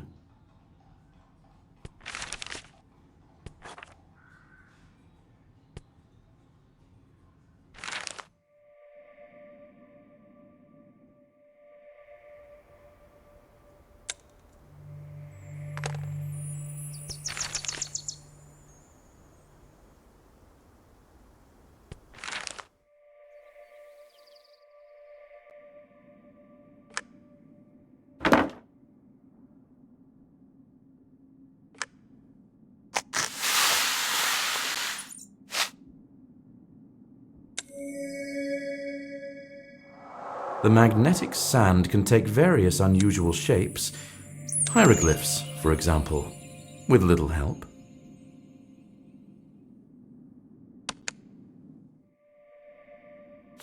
This crime is a thorough staging of the unleashed curse. Someone recreated a passage from the ancient book in real life, using the right equipment. But who?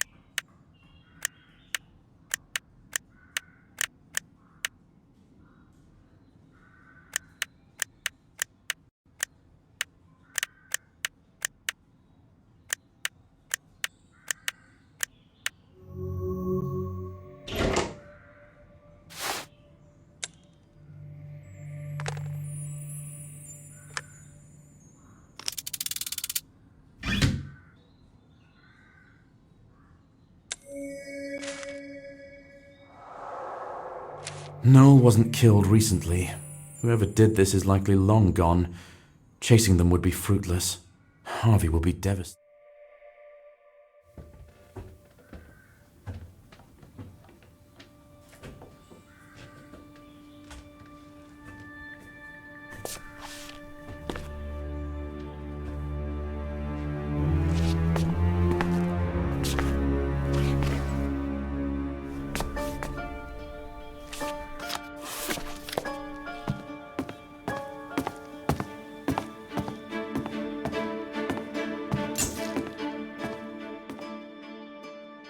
Edith Barrow's guilt was obvious.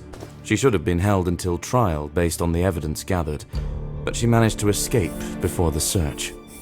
Harvey was desperate.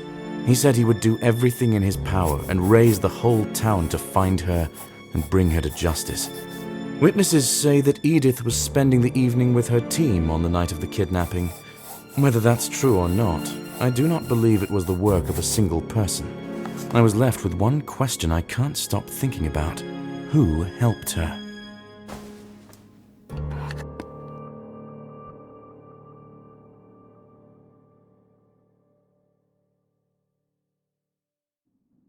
I don't know who left that box there, but I do love a good puzzle, so I hope to figure that out soon.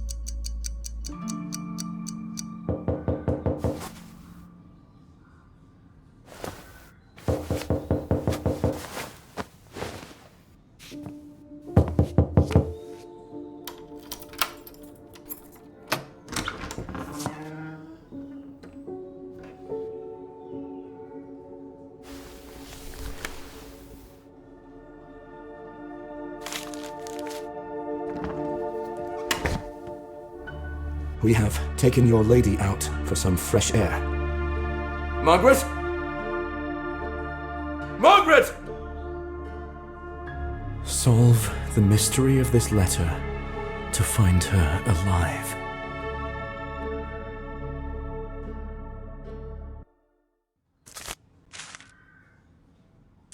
There should be hidden text here. I have an iodine solution in my suitcase. It interacts with many types of ink, so it should reveal the writing.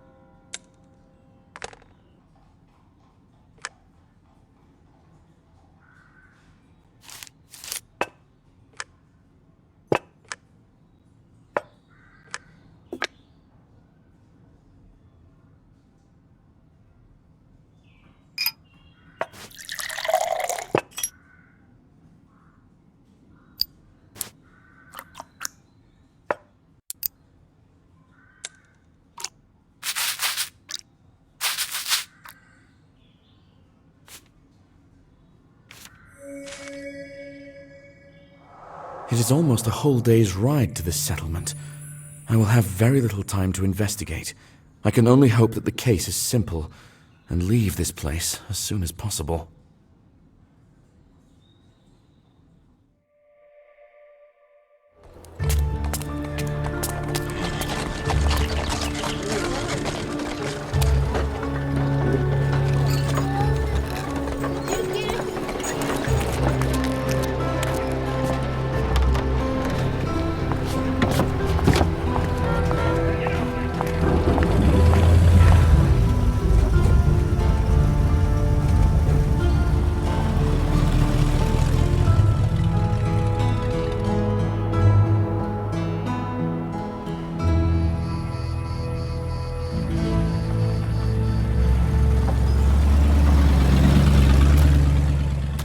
Greetings, brother. Guests are rare here. Have you seen a girl here? Beautiful, with red hair. She either came here by herself or someone brought her. No. No one. No one comes here without a purpose. I need to find the Supreme Counselor urgently. Please, where can I find him?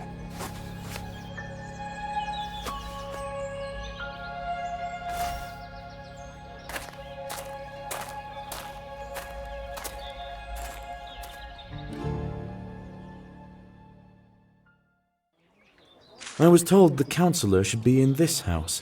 I hope he is home and can bring me up to date.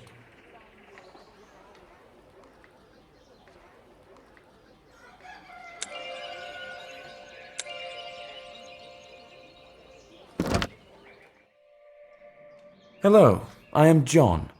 As I understand, you are waiting for me. Hello, my name is Boyan. You must be a private investigator. Yes, I will help you. At least. Well, people. So here is what it's all about. My daughter Amber has gone missing. The head of the congregation? Can you tell me more about why he refused you? I suspect it is because he knows exactly where she is. What do you mean? I shouldn't speak of this directly, but I think that Luca, the head of the congregation, tried to appease our god using my daughter. What makes you think that? I saw her. Let's say that's true. Did anyone else see? I don't think so. It was dinner time, and everyone was at the cafeteria. I will do everything in my power. He can be at the cemetery at this time of day. It is across the river. Can you lead me there? Alas, as a Supreme Counselor, I have a lot of duties. I need to go. Now I at least know what the girl looks like.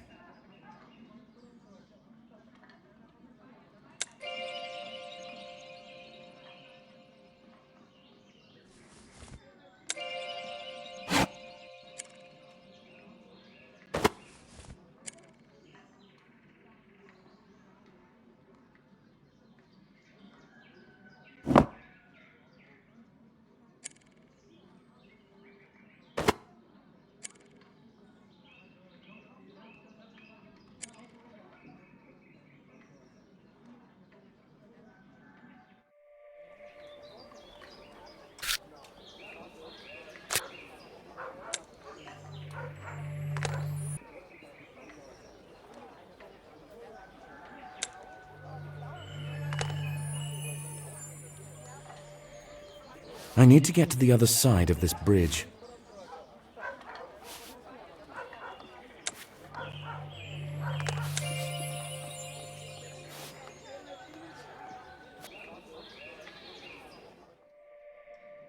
It makes sense that the members of the congregation eat together. After all, they consider themselves a family. It seems dinner has recently ended.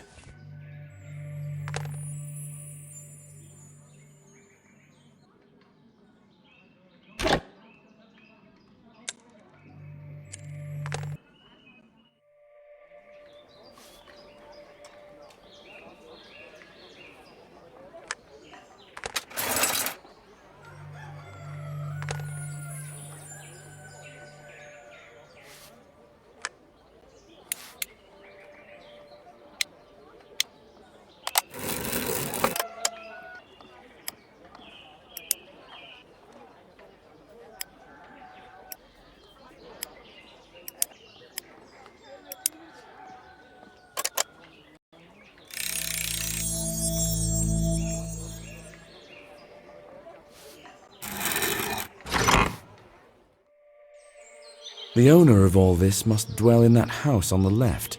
To the right of the mill is the path to the cemetery.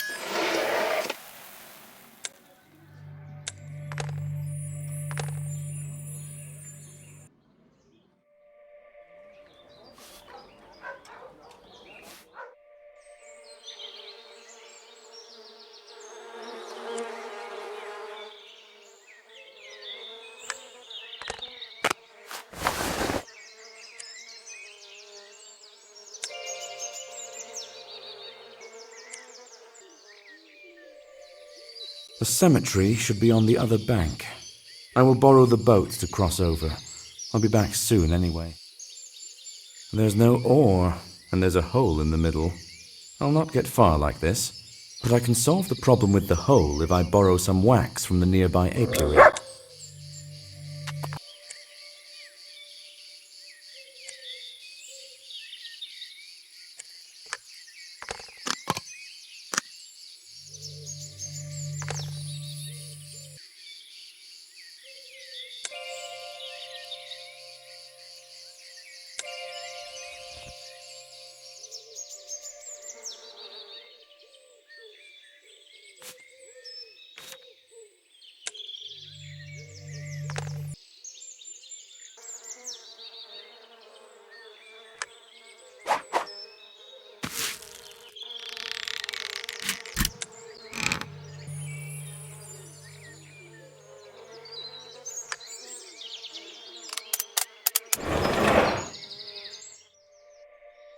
This barn probably belongs to the beekeeper. I hope no one will mind if I take a look around.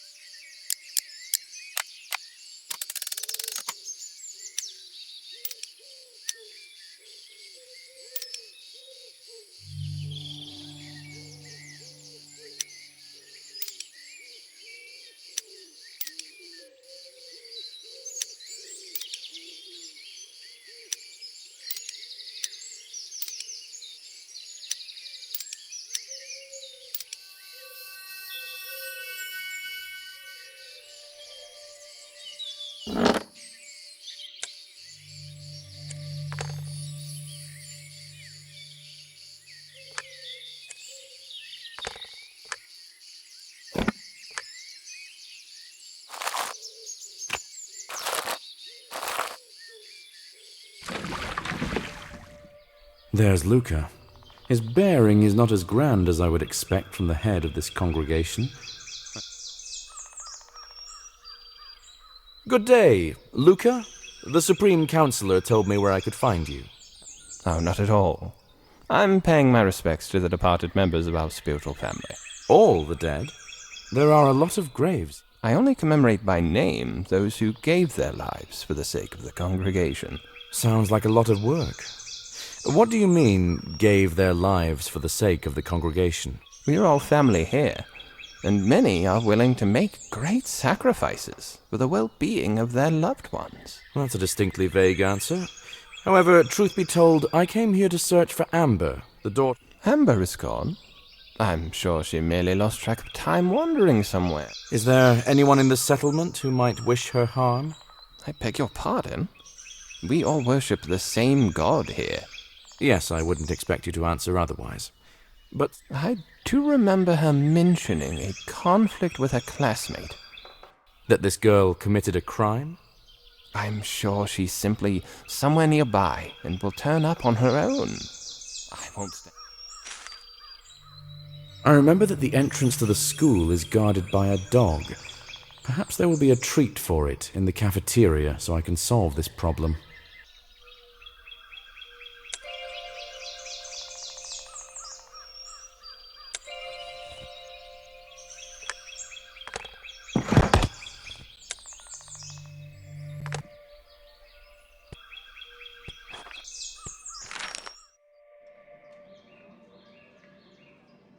Hello, I would like to get inside the school, but there is a... To feed the dog. Aren't you sweet? To be honest, I'm in rather a hurry. Please... You look strong. Bringing the things shouldn't take much time. That's fine. I don't really get involved in school life. Harvender? He's... Everything, huh? Well, that's none of my business. I heard there was some sort of quarrel among the choir girls. And...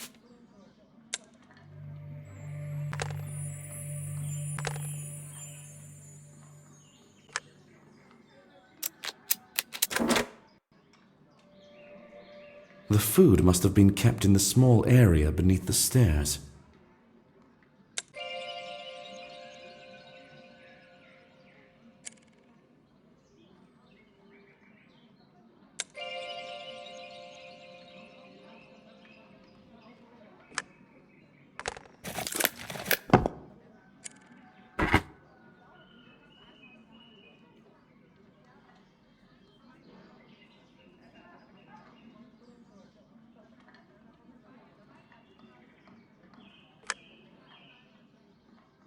There aren't too many items here. Collecting everything I need shouldn't take much time.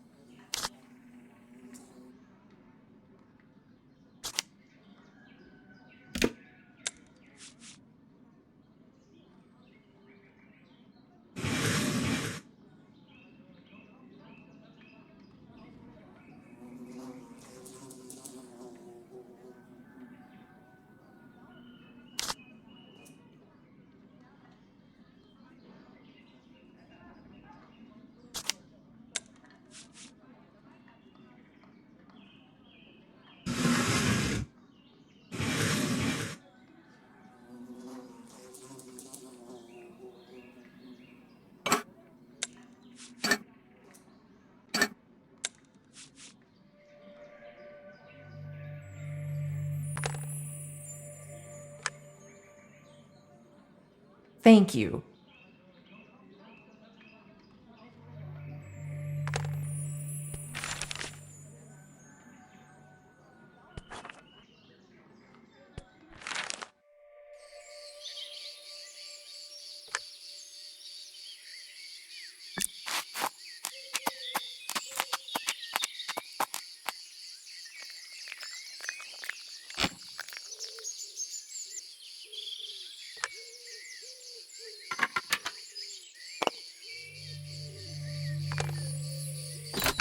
Hello?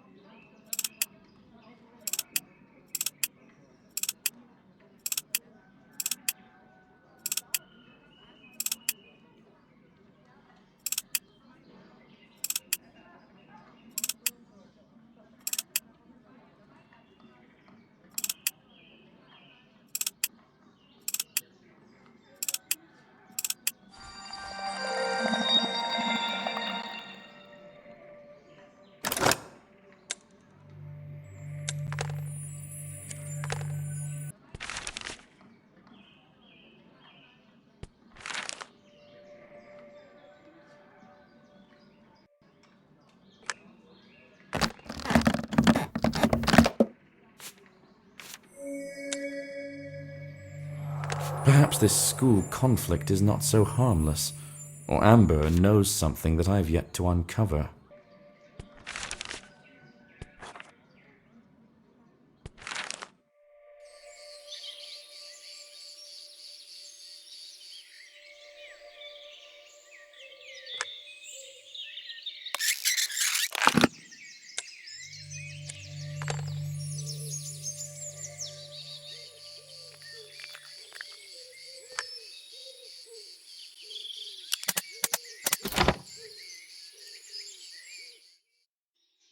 Greetings. Do you have a moment? Oh, I didn't hear you coming. My name is John Woodbray. I came here from the city on business. On what subject? Who is Summer? Where can I find her? Summer is the daughter of a beekeeper. Therefore, most likely you will find her somewhere in the apiary area. You're saying Amber and Summer have a conflict over who gets to be soloist? Well, yes. The thing is, there can be more than one soloist. Can you tell me how long this infighting has gone on? Since the winter solstice. They argued, fought, and much more besides.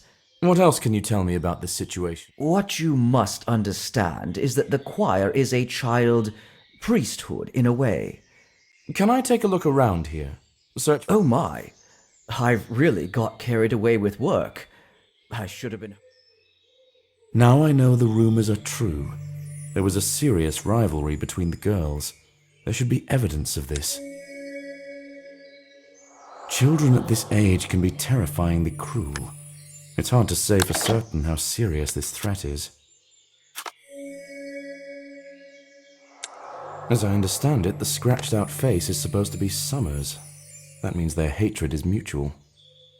The keyhole has been filled with chalk, making it impossible to open the lock.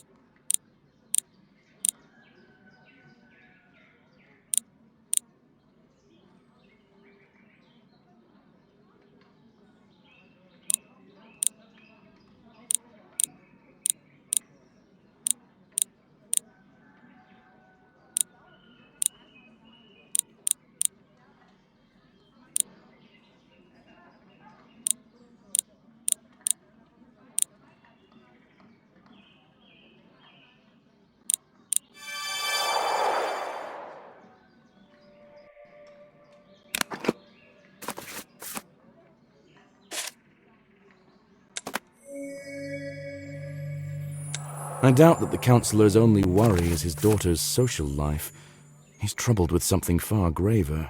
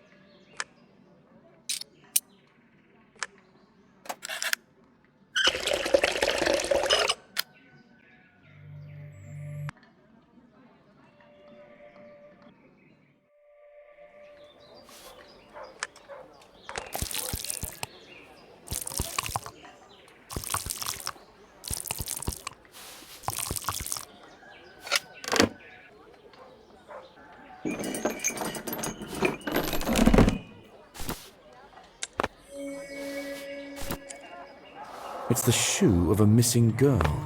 Was it thrown away out of spite? Or to get rid of the evidence?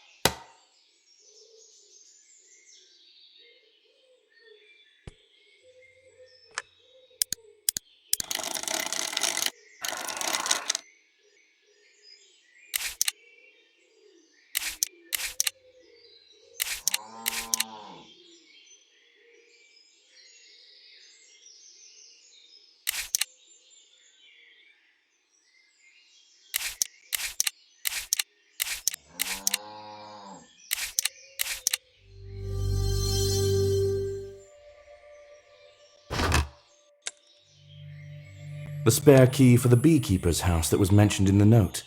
Now I can easily get inside.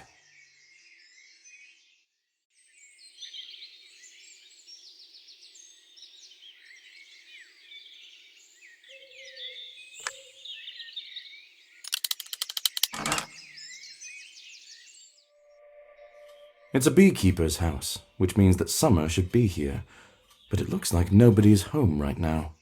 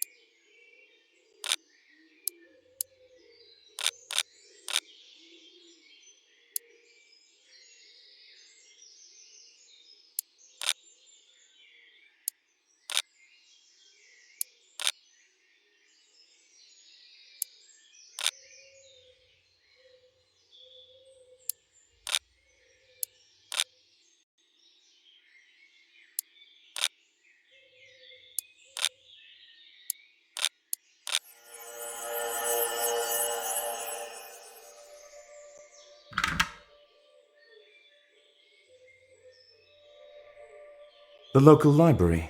There's a good chance I can find much of the information I need here.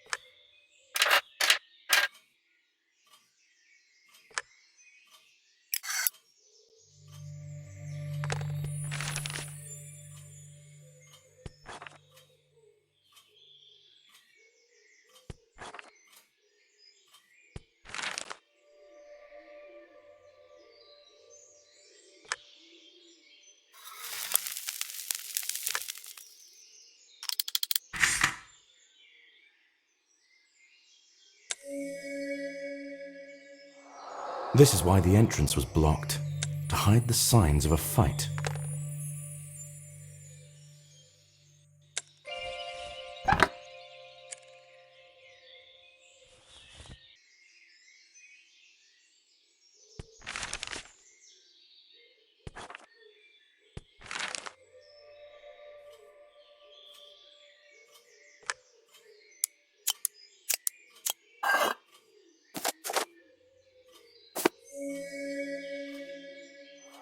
Summer has a serious dislike for Amber, and it looks like the reason lies not only in the choir, but also in her social status. There is a possibility that Summer could have done something to Amber. However, she is just a child. I need to find her and speak to her to clarify this.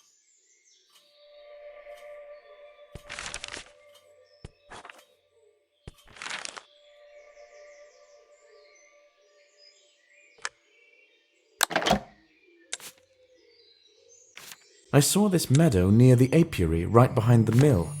If I'm lucky, perhaps I will find Summer there.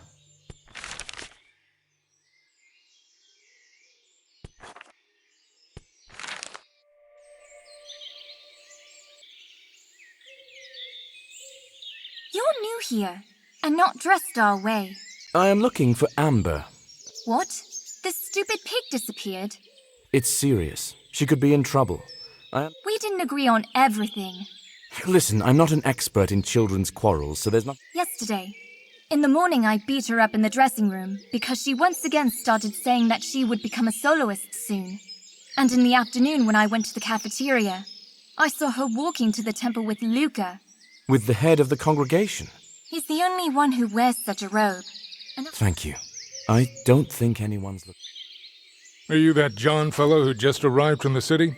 Yes? Is something the matter? I merely have a message for you, that is all.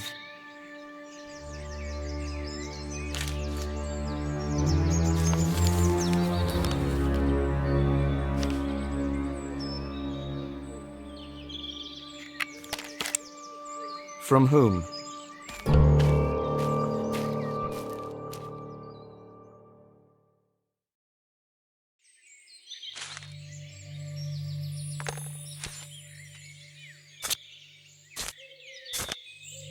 This cannot be good. I should rush to the cemetery without delay.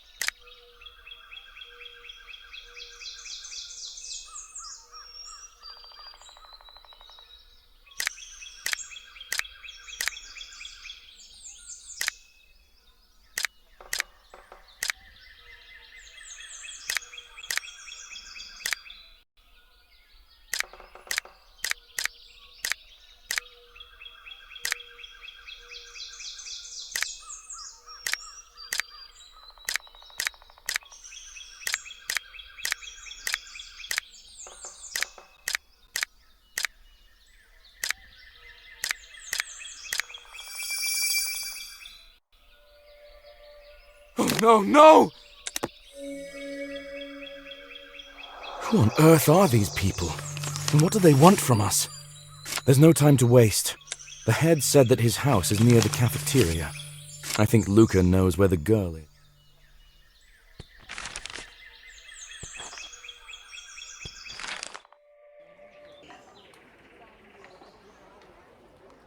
Here is the head. I have some things to say to him, and he will like none of them. You have been lying to me this whole time. You know exactly where Amber is. These are very serious accusations. In that case, when were you at the temple last? I said grace and shared a meal with my spiritual family. This place is located far from the settlement, and... No one, since I go there alone. What did you do to her? What does that filthy god of yours want from little girls? Enough! You are merely a foolish outsider, meddling in things... And you are just a madman drunk on power, as all cultists are. Here is a key to the temple. You may search every corner of it. I have nothing to hide.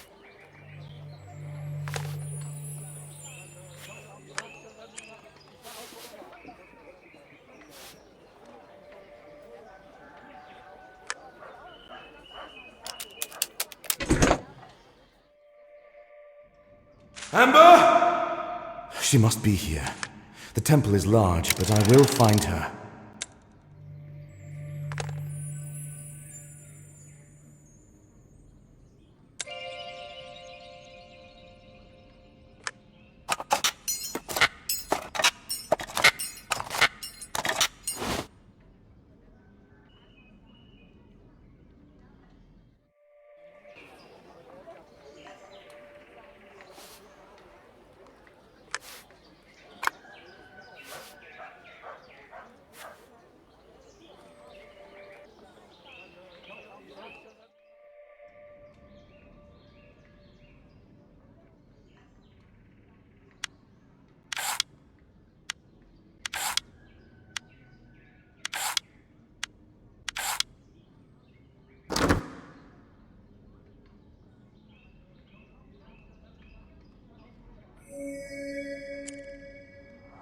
It looks like the procedure for performing the ritual involving human sacrifice. And I think those are children depicted there.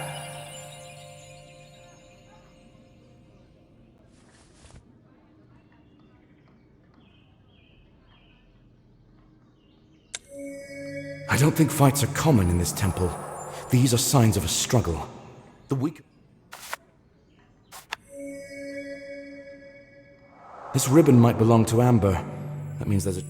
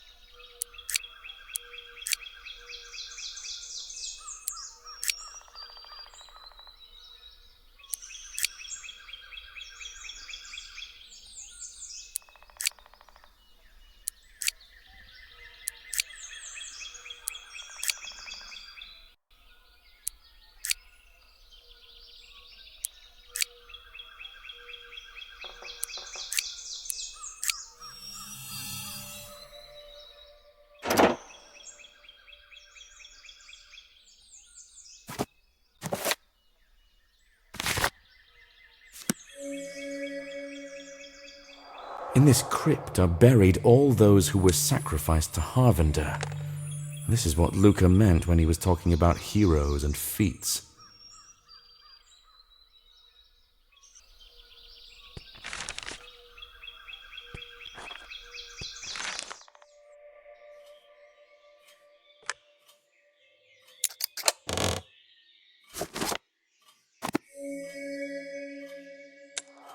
As I understand it, the congregation still sacrifices lambs to this day.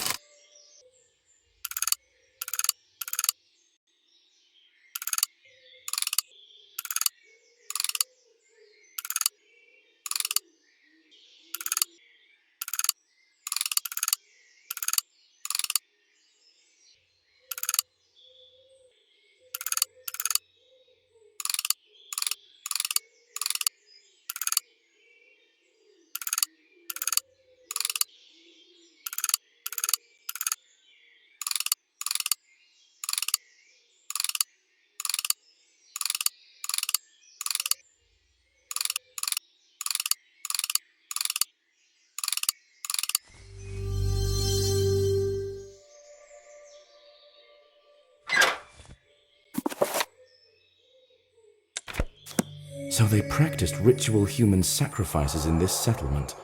But about 20... There's likely hidden information on this scroll as well. I don't have the iodine with me, but perhaps heating the scroll will work.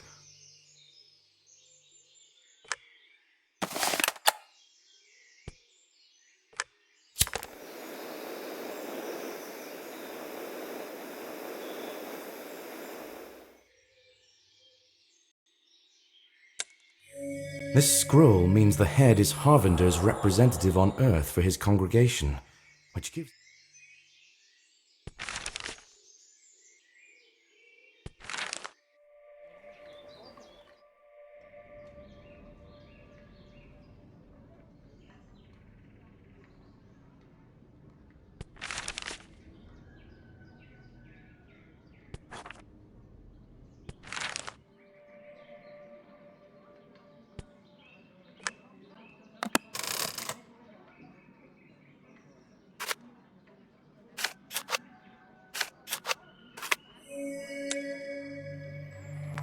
The children look as though they are merely napping, but according to what I already discovered, these pictures were taken right before they were sacrificed. They actively practiced human sacrifices in this settlement. No one told me about that, and I do...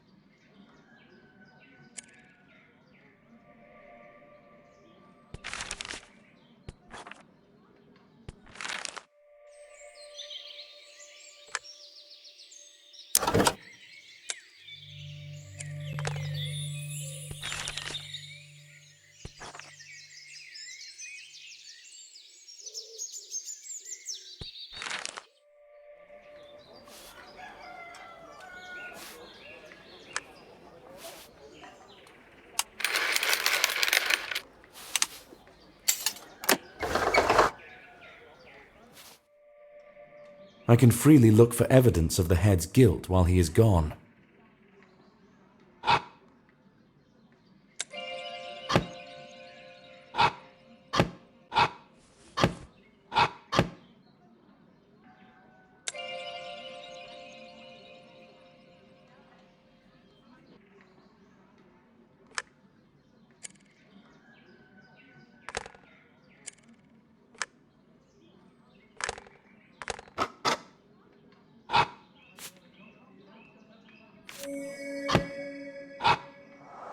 If life in the settlement worsened after human sacrifices were banned, it is possible that the head decided to return to the old traditions.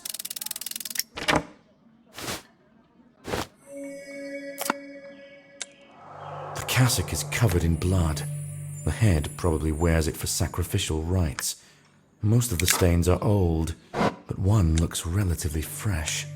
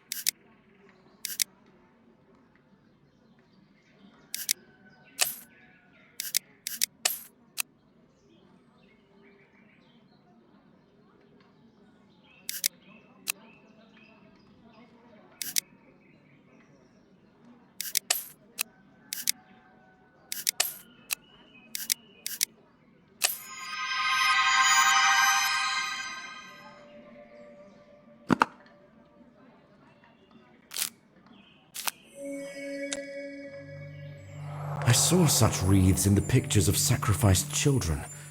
It was woven quite recently. That means the rite is either scheduled or has already.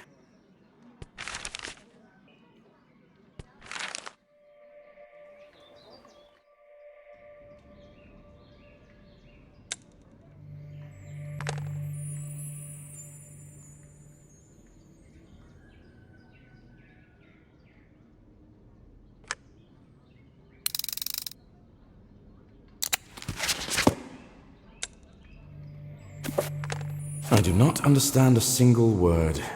It seems this...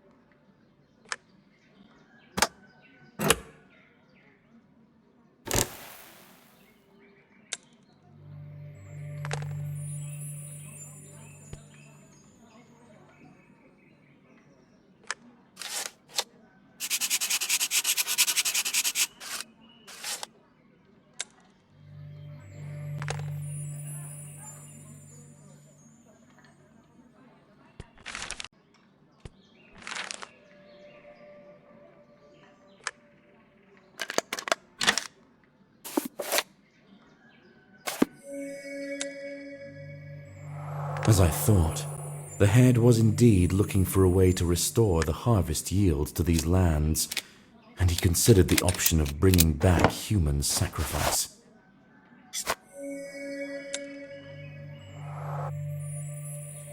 All the evidence leads to the head, who secretly sacrificed amber to the local god. Of course, he denies it.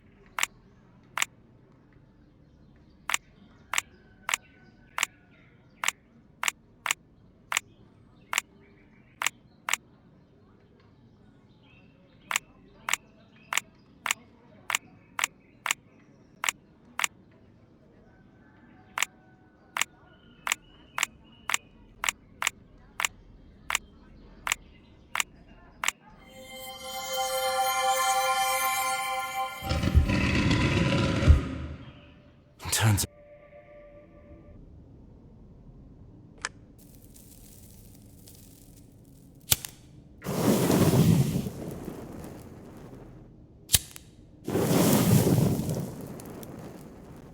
Margaret! It seems she's unconscious. Could it be that they wanted to sacrifice her too?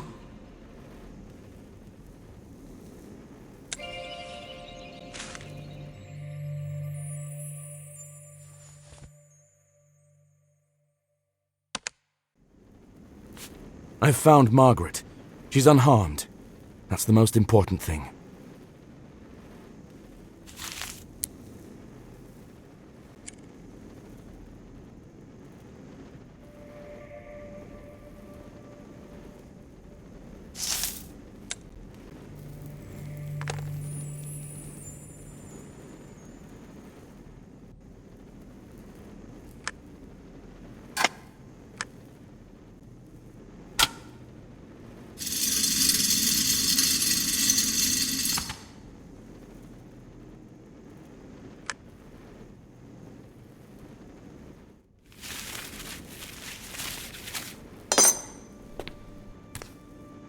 Are you all right? I am, yes. But you're not. What do you mean? I'm afraid you lost, darling.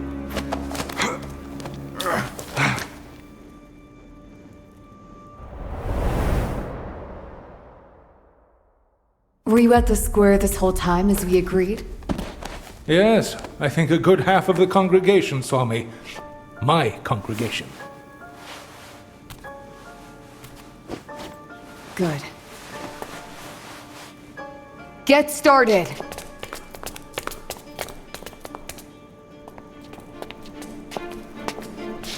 You heard her. We don't have much time. Place the corpse here, on the altar, with the wound facing up. Arrange the limbs somewhat dramatically, as though some sort of ritual had taken place here.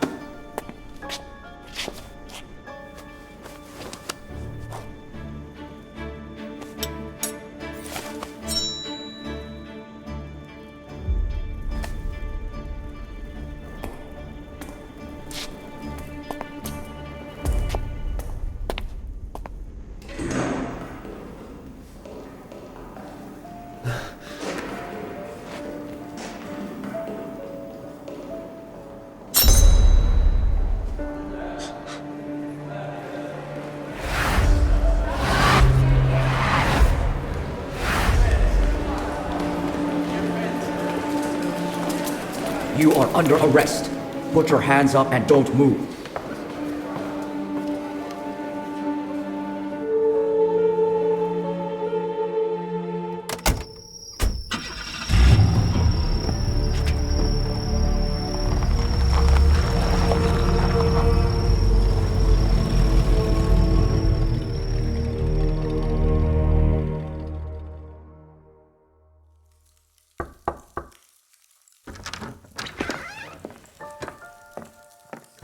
Oh, you brought your daughter.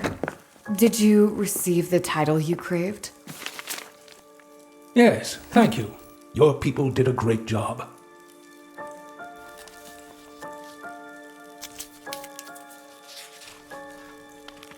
I was already initiated and acknowledged as the head. If I may ask, don't you pity the boy? We needed a scapegoat, and John's curiosity led me right to his doorstep. After that, it's either him or me. If someone seeks to get away with breaking the law so they can get what they want, I'll be sure to recommend your organization. You stage perfect mystical crimes.